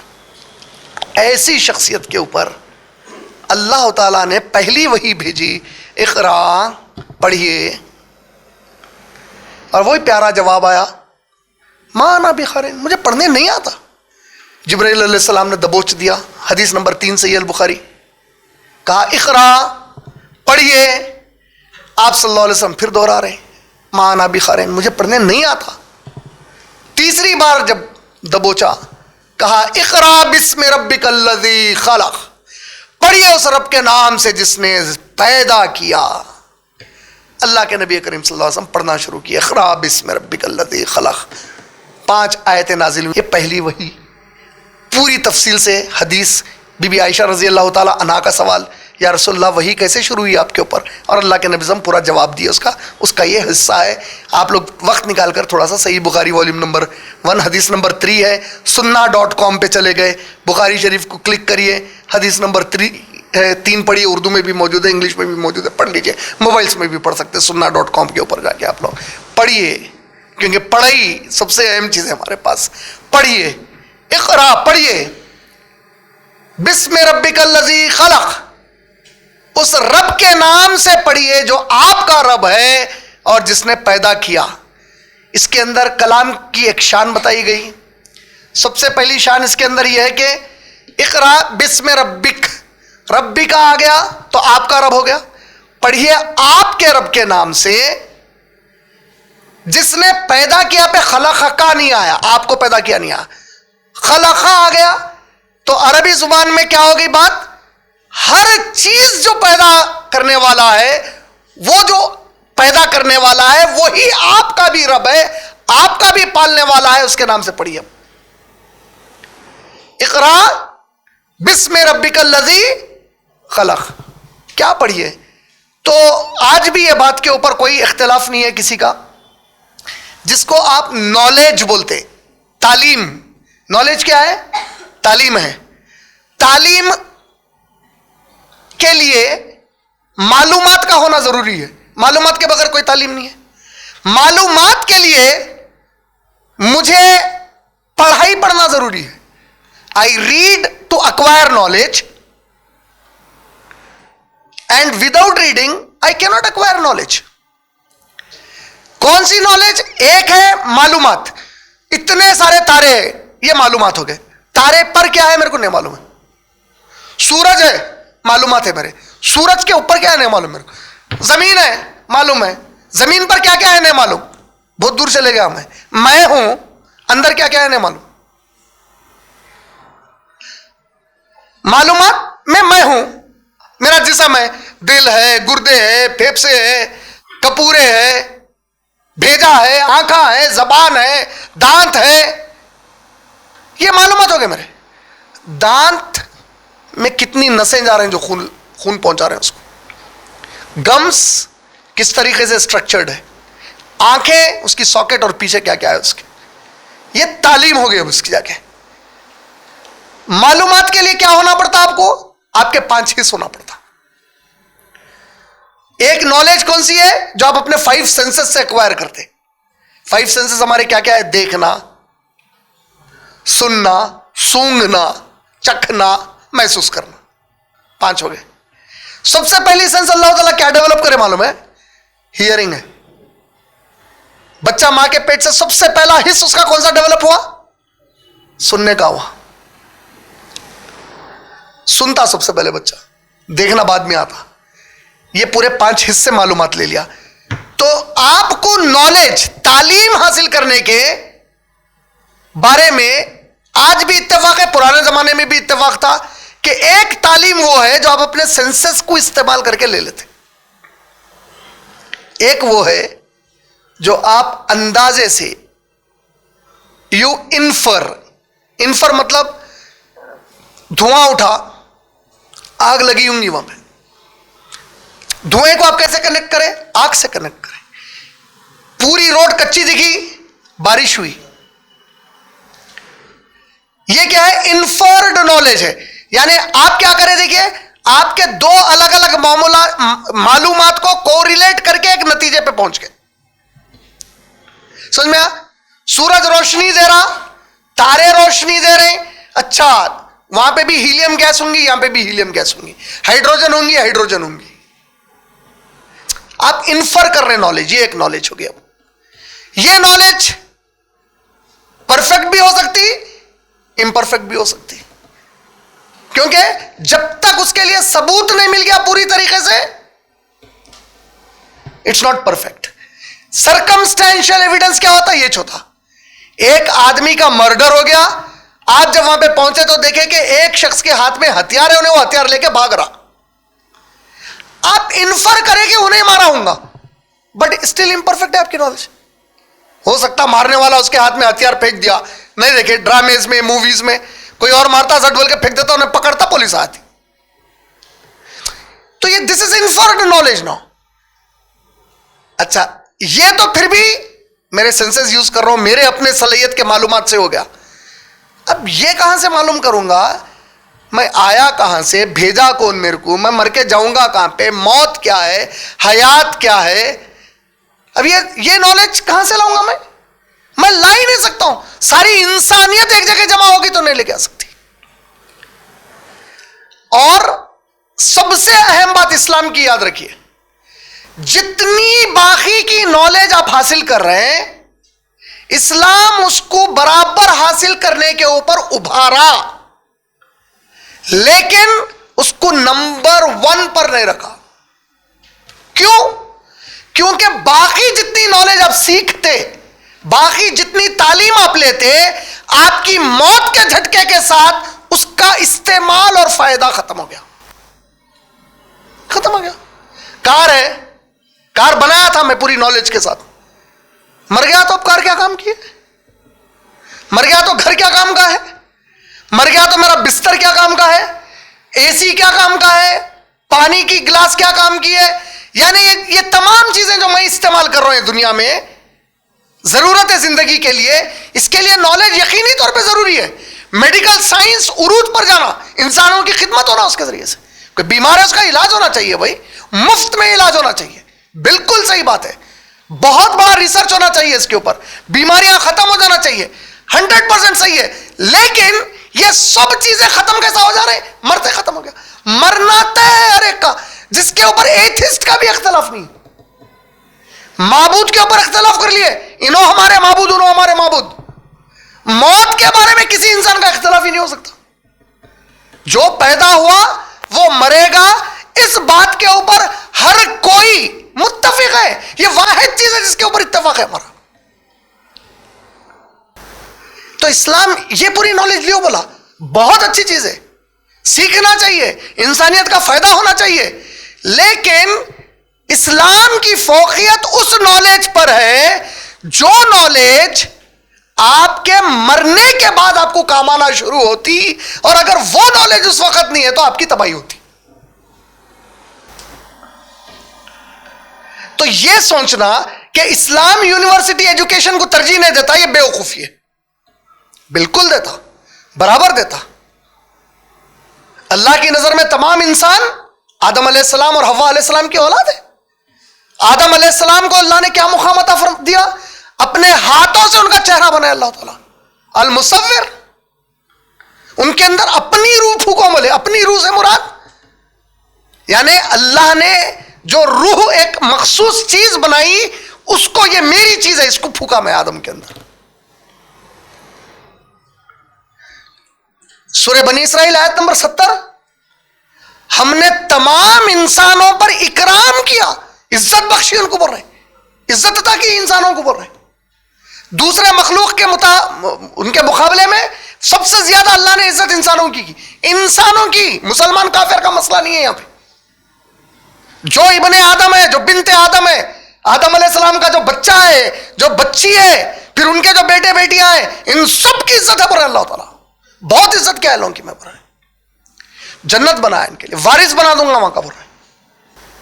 कैसी चीज होंगी जन्नत?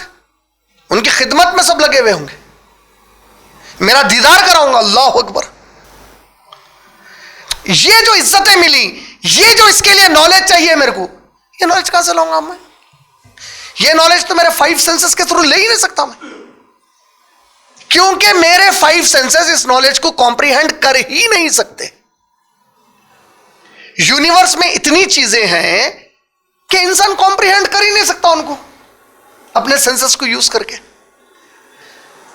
इस नॉलेज के लिए अल्लाह ने कहा जो तुम यूनिवर्सिटी एजुकेशन ले रहे हैं बराबर लो, लेकिन जिस चीज को तुम छोड़ देंगे इस दुनिया में, अगर सारी पूरी जिंदगी तुम उसी पर लगा दिए तो उस जिंदगी के बारे में क्या करोगे जिसके बाद तुम्हारी मौत नहीं है? वो नॉलेज के लिए अल्लाह ने हमेशा अपने नबियों और रसूलों को किताबें देकर भेजी और उन नबियों और रसूलों को तालीम दी कि वो जो तालीम चाहिए जिसके जरिए से ये लोग मौत के बाद जिंदा रह सकते हैं,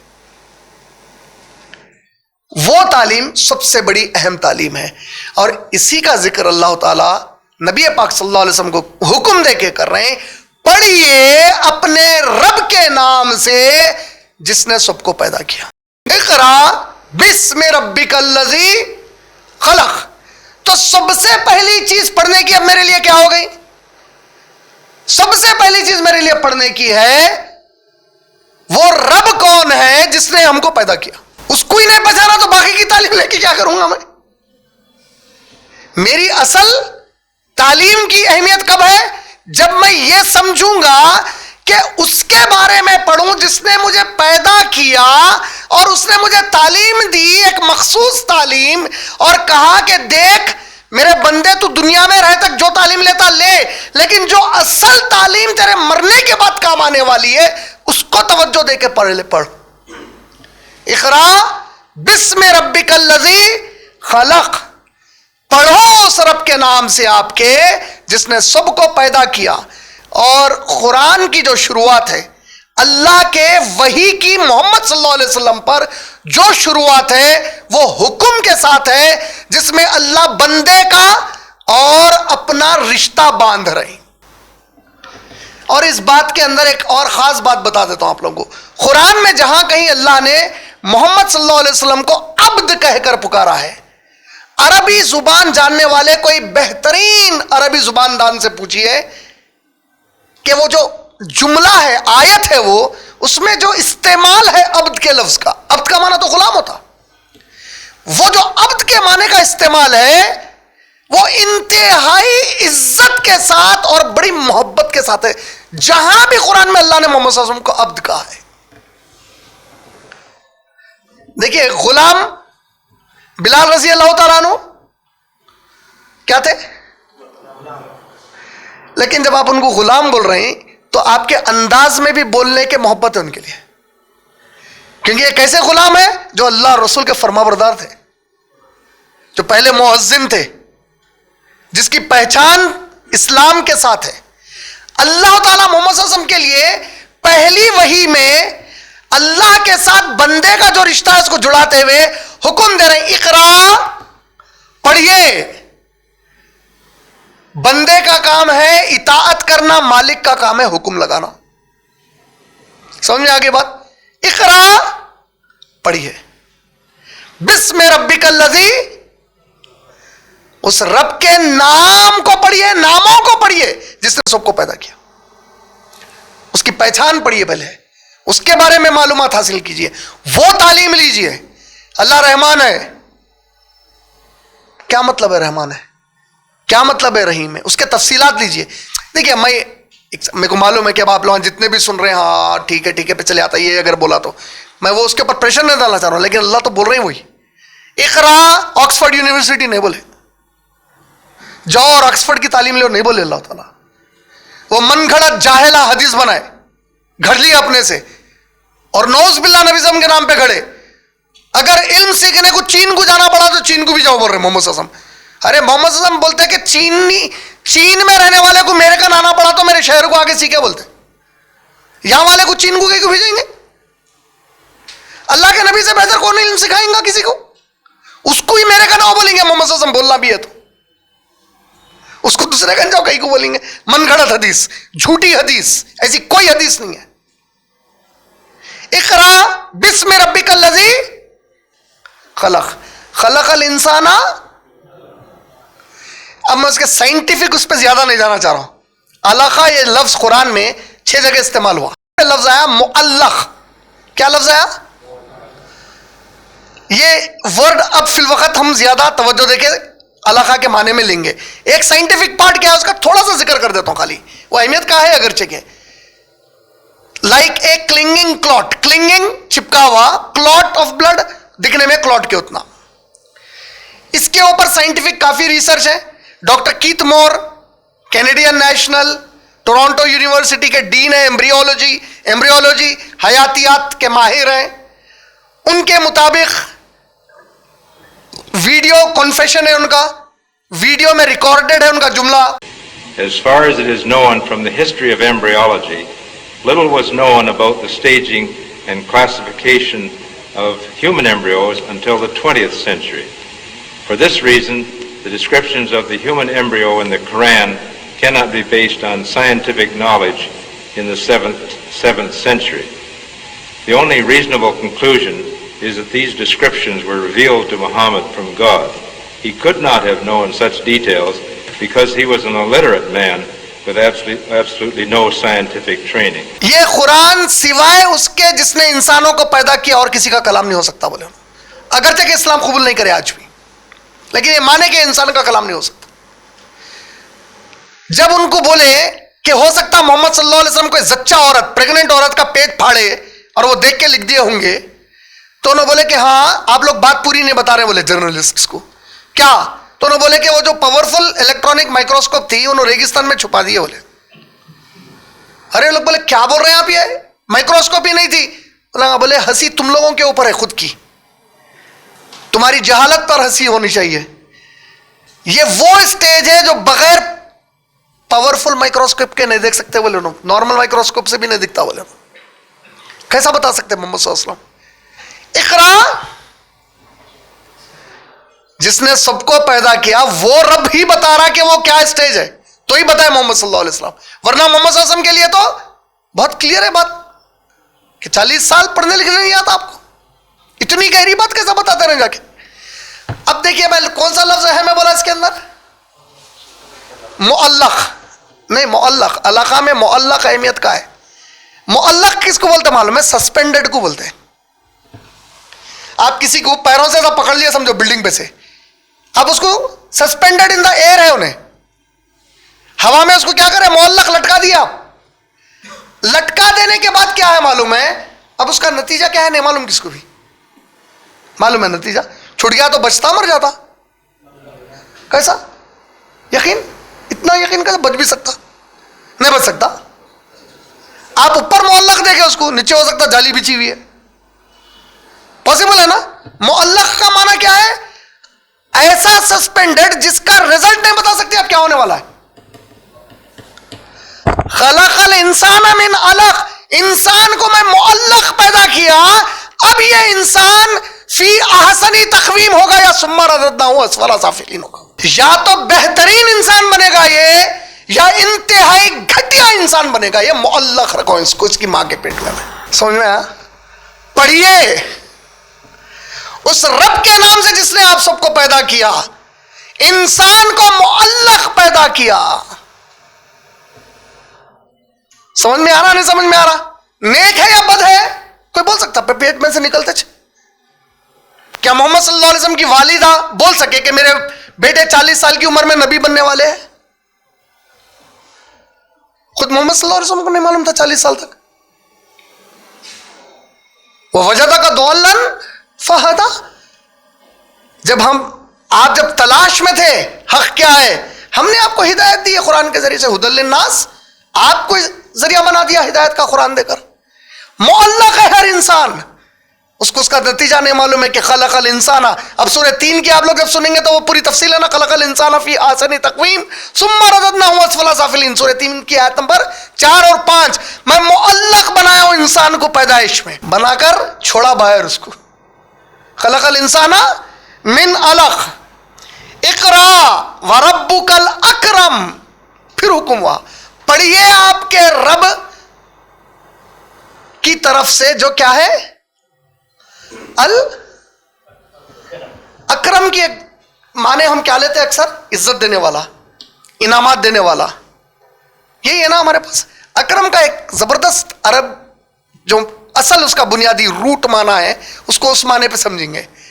دیکھیے آپ لوگ کئی بار نیوز پیپر میں پڑھے ہوں گے چھوٹے بچے کے ہاتھ میں باوا کی ریوالور لگ گئی، غلطی سے چلا دیا، باوا بھی مر گیا، اماں بھی مر گئی، یعنی کہ گھر کے لوگوں کو مار دیا نا بچہ. وہ جو ریوالور ہے وہ بچے کے لیے اکرام ہے، عذاب ہے؟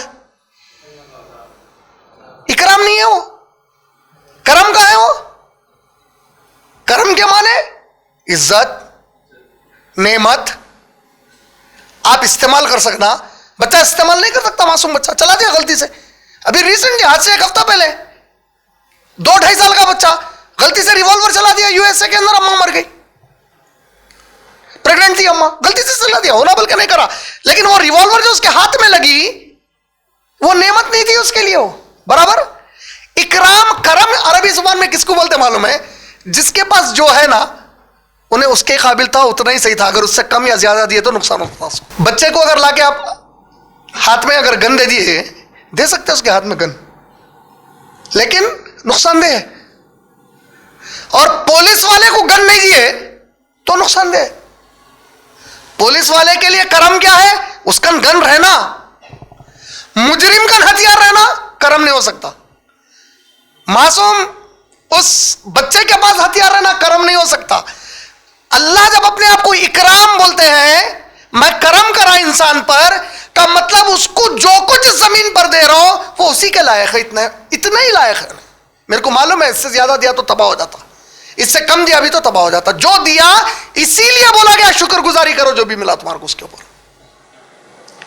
اگر تم شکر گزاری کرے تو میں تمہاری قابلیت کو بڑھا کے پھر عطا کرتا ہوں. اور سمجھ میں آ رہا؟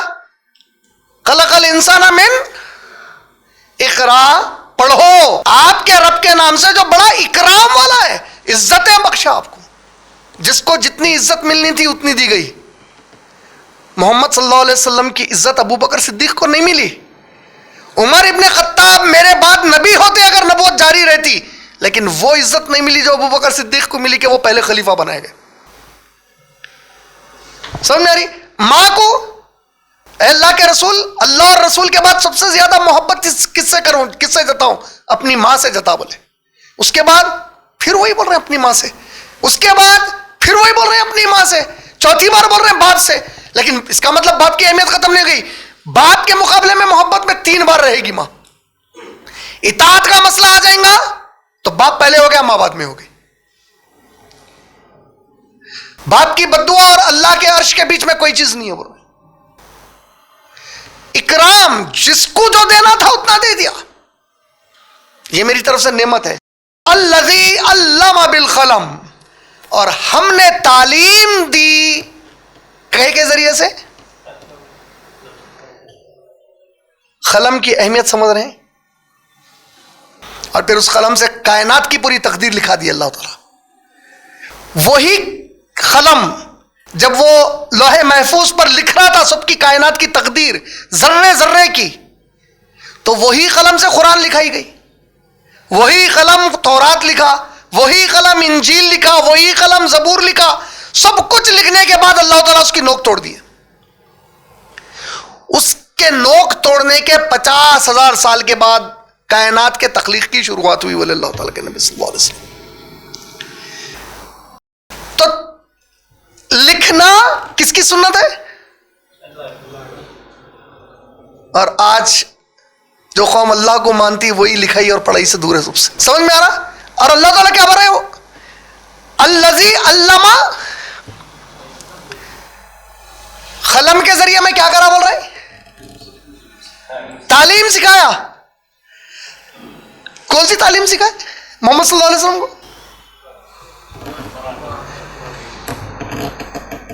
اچھا کتنی پیاری بات بتائے معلوم علماء ہمارے، قرآن کی تعلیم سکھانا اللہ کی سنت ہے بولے، قرآن کی تعلیم سیکھنا رسول کی سنت ہے بولے. اسی لیے بولا گیا خیرکم من تعلم القرآن وعلمہ، تم میں سب سے بہترین وہ ہے جو قرآن سیکھے اور سکھائے، کیونکہ جب بندہ قرآن سیکھتا اور سکھاتا تو اللہ اور نبی دونوں کی سنت کو پورا کرتا.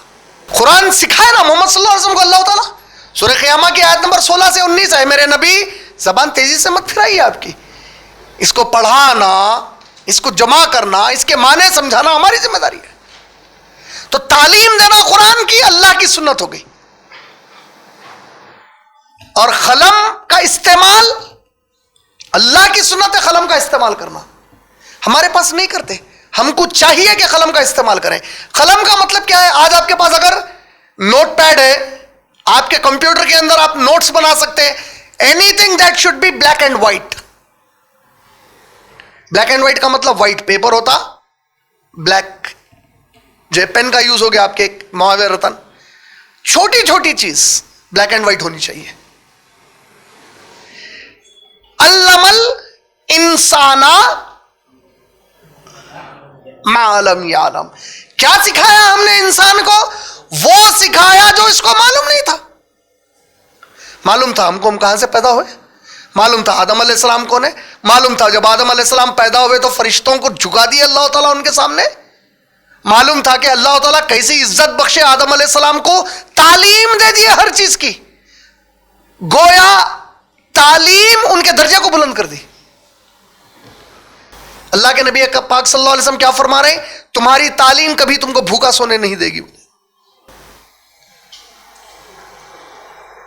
علم دیکھیے آپ، الذی علم بالقلم، ہم اللہ کی وہ ذات ہے جس نے قلم کے ذریعے تعلیم دی.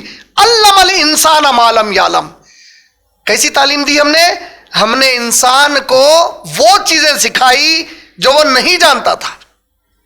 اور اس میں خاص طور پر سورہ نساء کی آیت نمبر 113 میں انسانوں کو تو قرآن کی تعلیم سکھائے. سب سے پہلے یہ تعلیم کس کو سکھائے؟ کس کو سکھائے؟ قرآن کی تعلیم سب سے پہلے کس کو سکھائے نا. سورہ نساء کی آیت نمبر 113 میں اللہ بولے 113 میں وَأَنزَلَ اللَّهُ عَلَيْكَ الْكِتَابَ وَالْحِكْمَةَ، اور ہم نے آپ کی طرف نازل کی ہے کتاب اور حکمت. یعنی اس کی تعلیم پر عمل کرنا نبی کا طریقہ جو رہے گا وہ حکمت ہے، یہ کتاب ہے. پھر کیا بولے؟ وَعَلَّمَكَ مَا لَمْ تَكُنْ تَعْلَمْ. دیکھیے یہاں پہ کیا ہے؟ علم الانسان، پورے انسانوں کا ذکر آ گیا. سورہ نساء کی آیت نمبر 113 میں کیا آیا؟ ہم نے ایک کتاب نازل کی، علمک، اور آپ کو تعلیم دی صلی اللہ علیہ وسلم کو. معلم تکن تعلم، وہ تعلیم دی جس کے بارے میں آپ کو کوئی علم نہیں تھا. محمد صلی اللہ علیہ وسلم کو قرآن کا علم تھا نبوت سے پہلے، ہم پڑھا کر ہم آپ کو تعلیم دی اس کی. سمجھ میں آ رہا؟ تو اللہ تعالی اپنے نبی کے لیے جو چیز پسند کرے، کیا اس سے پیاری کائنات میں کوئی چیز ہو سکتی؟ ہو ہی نہیں سکتی. اللہ تعالیٰ نبی کے لیے سب سے پیاری چیز کیا پسند کی؟ قرآن کی تعلیم کو پسند کی. علم الانسان ما لم یعلم. اللہ سبحانہ و تعالیٰ فرمائے سورہ عنکبوت کی آیت نمبر 48 اور 49 ہے، اے نبی اگر آپ کو لکھنا پڑھنا آتا تو یہ لوگ کہتے کہ آپ نے یہ قرآن لکھ لیا ہے. اس میں اللہ کی نشانیاں ہیں جو علم والے سمجھ جاتے ہیں اور صرف جاہل یا ظالم اس کا انکار کرتا. بولے اللہ تعالیٰ سورہ انعام کی آیت نمبر 105 میں اللہ سبحانہ و تعالیٰ فرمائے، یہ کہتے ہیں کہ نبی کسی سے سیکھ کر آ رہے ہیں اس کو، جس سے سیکھ رہے ہیں بول کر وہ لوگ دعویٰ کرتے تھے. کفار مکہ اس زمانے میں ان کے دور کے غلامہ تھے وہ، جس کو خود گری ہوئی نظر سے یہ بول کے دیکھتے تھے کہ ان کو کیا معلوم ہے بول کے. تو اللہ تعالیٰ اس میں پوچھنا چاہ رہے ہیں کہ تم لوگ خود جس کو گری ہوئی نظر سے دیکھ رہے ہیں، انہوں ایسی چیز کیا سکھا دے رہے ہیں میرے نبی کو کہ تم لوگ ہل جا رہے جگہ پہ سے. 40 سال میرے نبی کو تو کچھ بھی نہیں آیا پڑھنے لکھنے. سورہ انعام کی آیت نمبر 103 میں بولے ہم الگ الگ اس میں نشانیاں بتاتے ہیں، بولے تاکہ یہ دعویٰ نہ کریں آپ کے ساتھ کہ آپ نے اس کو لکھ لیا ہے. الگ الگ نشانیاں، کہیں ایمبریولوجی بتا رہے ہیں، کہیں ہائیڈرولوجی بتا رہے ہیں، کہیں اوشیانولوجی بتا رہے ہیں، کہیں جیوگرافی آ جا رہی، کہیں ہسٹری آ جا رہی، میتھمیٹکس آ جا رہی. میتھمیٹکس کہاں آ رہی؟ پورے وراثت کے احکامات نہیں ہیں. بغیر میتھمیٹکس کے وراثت کے احکامات کے اوپر عمل کیسا ہوتا؟ یہ پورے چیزیں لا کے بتا رہے ہیں ہم. سمجھ میں نہیں آ رہا ان لوگوں کو کہ آپ نہیں کر سکتے یہ چیز. 40 سال دیکھ رہے ہیں نا آپ کو اپنے بیچ میں. امپاسبل ہے لوگوں کے لیے کرنا. پھر کیا فرما رہے ہیں؟ دیکھو آپ اسی طریقے سے اللہ تعالیٰ کلا ان الانسان لیطغی. کلا فار اے شیورٹی، ہرگز نہیں. ہرگز نہیں کا مطلب یقیناً. فار اے شیورٹی ان الانسان لیطغی. لیطغی کیسے ہے؟ طغیانی سے. لیطغی یقیناً انسان کیا کرا؟ انسان جو ہے نا انتہائی بغاوت کرنے والا ہے. بغاوت عربی زبان میں کس کو بولتے معلوم ہے؟ اپنے حدود کو معلوم رکھ کے اس کو پامال کر کے تباہ کر کے وہ کام کرنا جو اس کو معلوم ہے میرے کو نہیں کرنے کا ہے. تو انسان کو یہ معلوم ہے کہ انہیں خود سے یہ معلومات نہیں لا سکتا. اس کو نہیں معلوم مرنے کے بعد کیا ہونے والا ہے. اس کو نہیں معلوم کہ خود سے کیسا جینا ہے، معاملات کیا ہونے چاہیے. اس کو نہیں معلوم ہے. اس کو اس کی آزادی پر چھوڑ دیے تو پھر وہ تو اپنی سگی بہن کے ساتھ زنا کرنے پہ اتر جاتا. وہ تو سگی ماں سے زنا کرنے پہ اتر جاتا. اگر اس کو اپنی آزادی پہ چھوڑ دیا تو اس کے دماغ سے انہیں وہ بھی صحیح ہے بولتا. اس کے بعد جانوروں سے کرنا چاہتا. اس کے بعد کینیبولزم پہ آ جاتا. دوسرے انسان کو مار کے اس کے اعضا کو پکا کے کھانے پہ پڑ جاتا. تو اللہ تعالیٰ کیا بول رہے ہیں؟ میں ایسی پیاری تعلیم دینے کے باوجود ان الانسان لیطغی.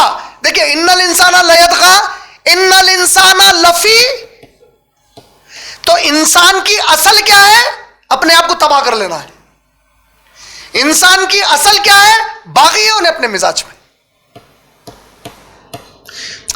بغاوت ایک ہے کہ کھل کے مقابلے کی بغاوت کرنا، ایک ہے معلوم رکھتے ہوئے بھی کر دینا. اور یہی غلطی تو آدم علیہ السلام سے ہو گئی تھی اس وقت کہ بھائی جہاں چاہو جاؤ، بس اس جھاڑ کے پاس میرے بچ جاؤ. بغاوت ہو گئی. مگر ان سے معلوم تھا، ان کو حد معلوم تھی ان کی کہ یہ چیز نہیں کرنی ہے، میرے کو پھر بھی کر دیا.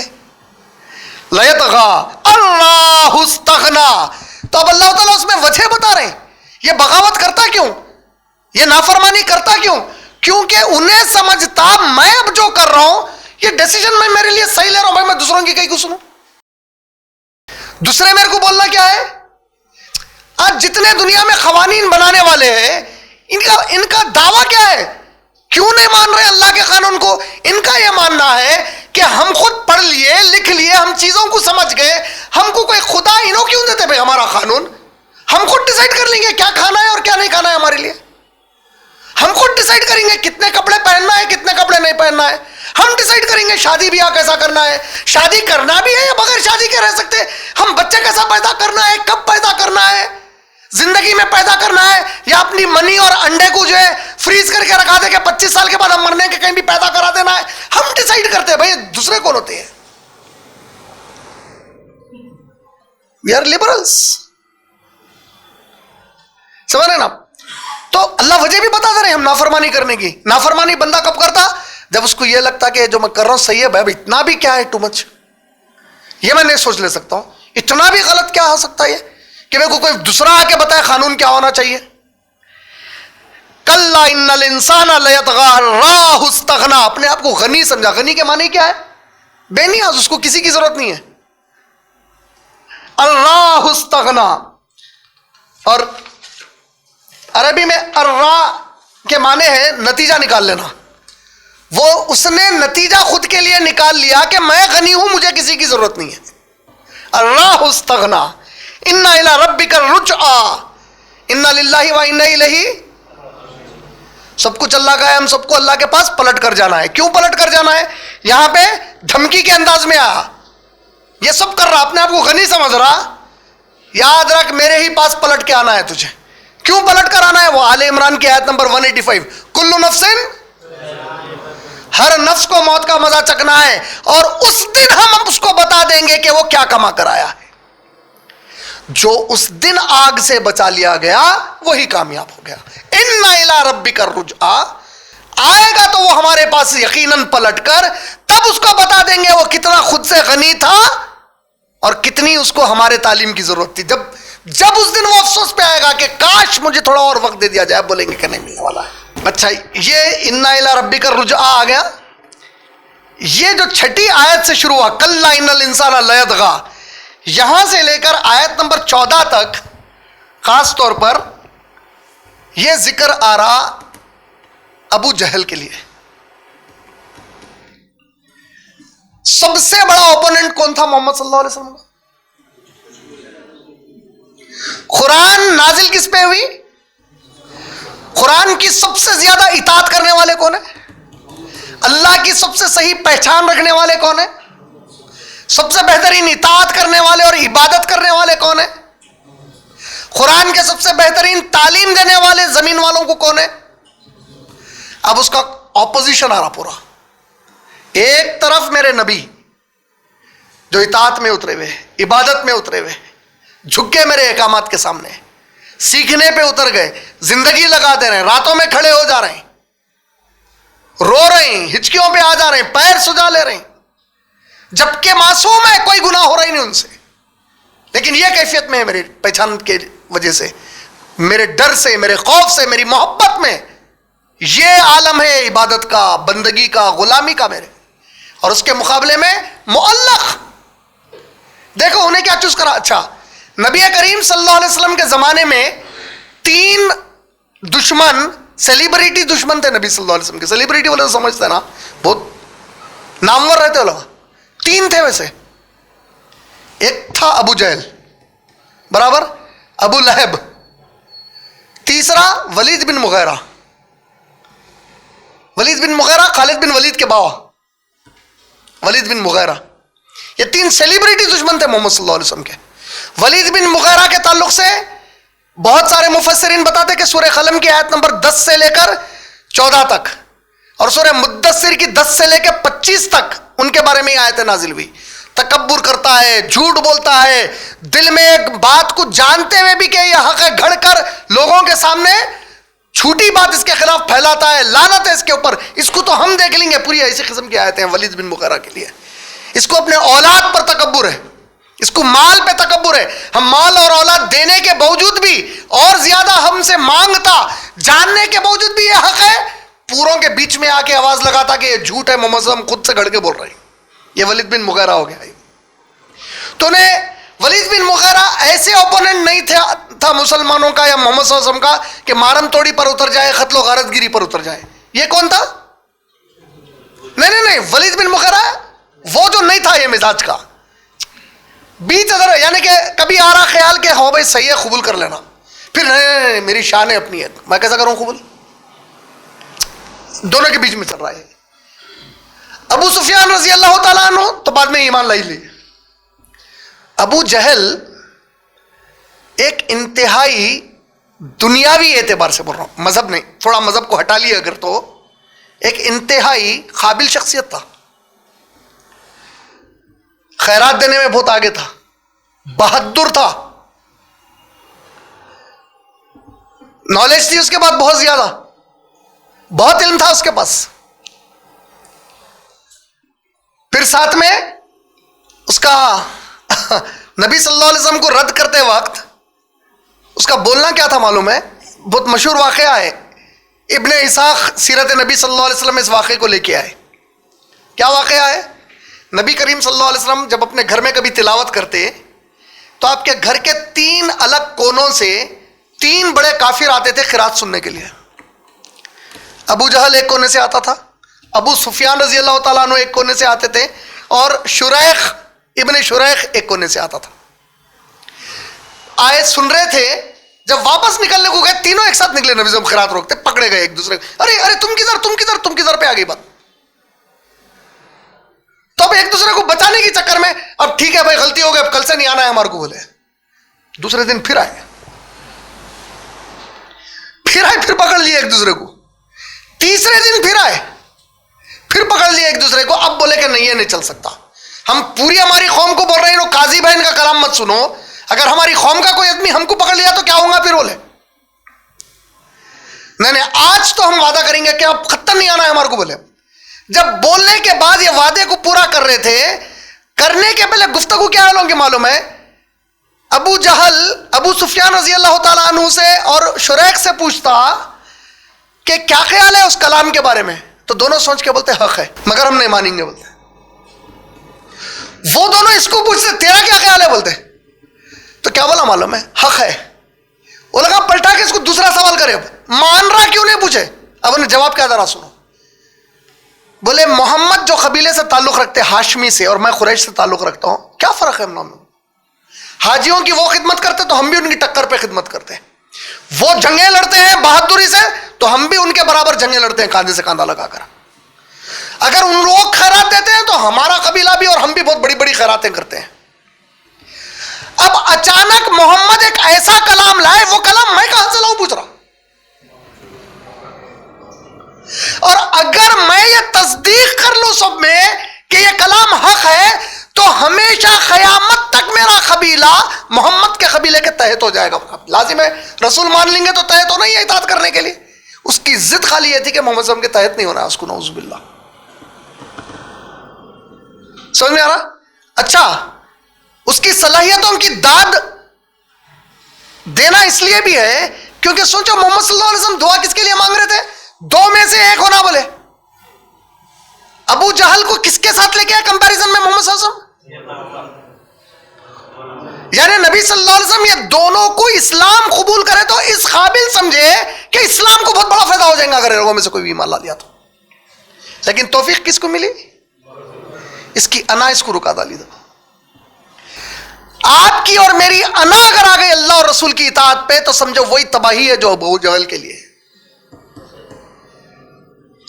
یہی چیز بول رہے اللہ تعالیٰ کہ بندہ اپنے آپ کو غنی سمجھ جاتا اس کے بعد. اِنَّ إِلَىٰ رَبِّكَ الرُّجْعَىٰ أَرَأَيْتَ الَّذِي يَنْهَىٰ، کیا آپ نے اس کو نہیں دیکھا جو رکاتا ہے؟ عَبْدًا إِذَا صَلَّىٰ، اس کو جو میری عبادت کرتا ہے نماز کے ذریعے سے. آج تو کہاں کہاں نمازوں کے لیے رکا دیا جا رہا، لیکن مدد نہیں آ رہی جو اللہ کے نبی کو آئی تھی. کیوں نہیں آ رہی؟ کیونکہ یہ نمازہ ہم 5 بار روز پڑھو بولے تو سال میں 1 بار پڑھنے کو نکلے تو مدد نہیں آ رہی. وہاں اللہ کے نبی صلی اللہ علیہ وسلم مکے کے پاس پڑھ رہے ہیں ابھی، جبکہ معراج نہیں ہوئی، نماز ابھی 5 وقت کی فرض نہیں ہوئی. اللہ کے نبی کو حکم تھا میرے لیے نماز پڑھو، اور کہاں پڑھ رہے ہیں نبی صلی اللہ علیہ وسلم؟ کعبے کے پاس جا کے نماز پڑھ رہے ہیں. پہلی بار جب ابو جہل دیکھا تو آ کے رکایا کیسا؟ 7 کے گنڈوں کا ٹولہ بیٹھتا تھا ابو جہل کے ساتھ. ہم لوگ دیکھتے نا موبس رہتے نا ڈرگ مافیا وغیرہ کے ساتھ، گنڈے پکچرز میں نے بتاتا، انہیں بولتے ہو لگا جا کے توڑ پھوڑ. چاپلوسا کیسے رہتے اپنے سردار کو خوش کرنے، انہیں ایک پچکڑ مارو بولا تو پچکڑ کے ساتھ ایک لات مار کے آتے اس کو. وہ خوش کرنا ہے سردار کو ہمارے. ابو جہل بھیجتا، پہلی بار کیا کرا؟ بھیجے خط محمد صلی اللہ علیہ وسلم کو دھکے دے دو بولا، ان کے اوپر کچرا ڈال دو بولا، نعوذ باللہ. دوسری وقت کیا کرا؟ اس کا نام بھول گیا میں، ایک بہت بڑا کافر تھا، اس کو بولا کہ وہ اونٹ کی چمڑی لا کے نبی صلی اللہ علیہ وسلم کو پوری گندگی کے ساتھ ڈال دیا. نبی صلی اللہ علیہ وسلم کے اوپر نماز پڑھ رہے تھے اللہ کے نبی صلی اللہ علیہ وسلم، نعوذ باللہ. بی بی فاطمہ رضی اللہ تعالیٰ عنہ 5-6 سال کی عمر کی رہتی، چھوٹی معصوم. جب وہ گندگی نبی صلی اللہ علیہ وسلم اٹھ نہیں سک رہے تھے اس میں سے، کچھ لوگ اٹھائے تو پھر بی بی فاطمہ رضی اللہ تعالیٰ اپنے معصوم ہاتھوں سے وہ گندگی کو صاف کر رہے تھے. تیسرے دن پھر آ گئے نبی صلی اللہ علیہ وسلم پڑھنے کے لیے. اب اس کو برداشت نہیں ہوا تیسرے دن. دوسرے دن کیا بولا نبی صلی اللہ علیہ وسلم کو جا کے؟ جب صاف صفائی ہو گئی، اب اگر دیکھوں گا تو نعوذ باللہ کتنا بڑا جملہ بولا، جب تم سجدے میں جائیں گے تمہاری گردن کو دبا دوں گا اپنے پیروں سے. بولا نعوذ باللہ من ذالک استغفر اللہ العظیم. اور تیسرے دن وہ جرت بھی کرا انہیں، جب گیا دبانے کے لیے اچانک ایسا پیچھے ہٹ کے آنا شروع ہو گیا کوئی چیز کو رکاتے ہوئے. تیسرے دن جب نبی صلی اللہ علیہ وسلم نماز کو آئے تو اس کے گنڈے بولے کیا ہوا؟ آ گئے انہوں، پھر ہمت دیکھو ان کی. تو اب اس کو بتانے کا تھا، گیا جب پلٹ کے آ گیا تو بولے کیا ہوا؟ بولے میں بہت بڑا آگ کا گڑا دیکھا اور ایک ایسی مخلوق دیکھا جو میرے کو کھینچ لے رہی تھی، اس میں مجھ سے بچ لیتے. ہٹ گیا پیچھے. سمجھے آپ؟ تو آپ اگر 5 وقت کی نماز پڑھیں گے، کوئی آپ کو رکائیں گا تو اللہ کے پاس حفاظت کے اپنے پورے انتظامات ہیں پھر.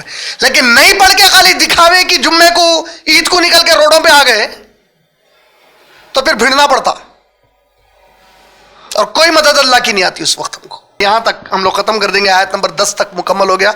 باقی کی 9 آیتیں انشاءاللہ اگلے اتوار کو ختم کریں گے. اللہ سے دعا ہے کہ اللہ تعالی ہم کو قرآن مجید کو اس طرح سمجھنے والا بنائے جس طرح محمد صلی اللہ علیہ وسلم نے سمجھا، اس پر عمل کیا اور اس کو دوسروں تک پہنچایا۔ وآخر دعوانا الحمدللہ رب العالمین۔ السلام علیکم ورحمۃ اللہ وبرکاتہ۔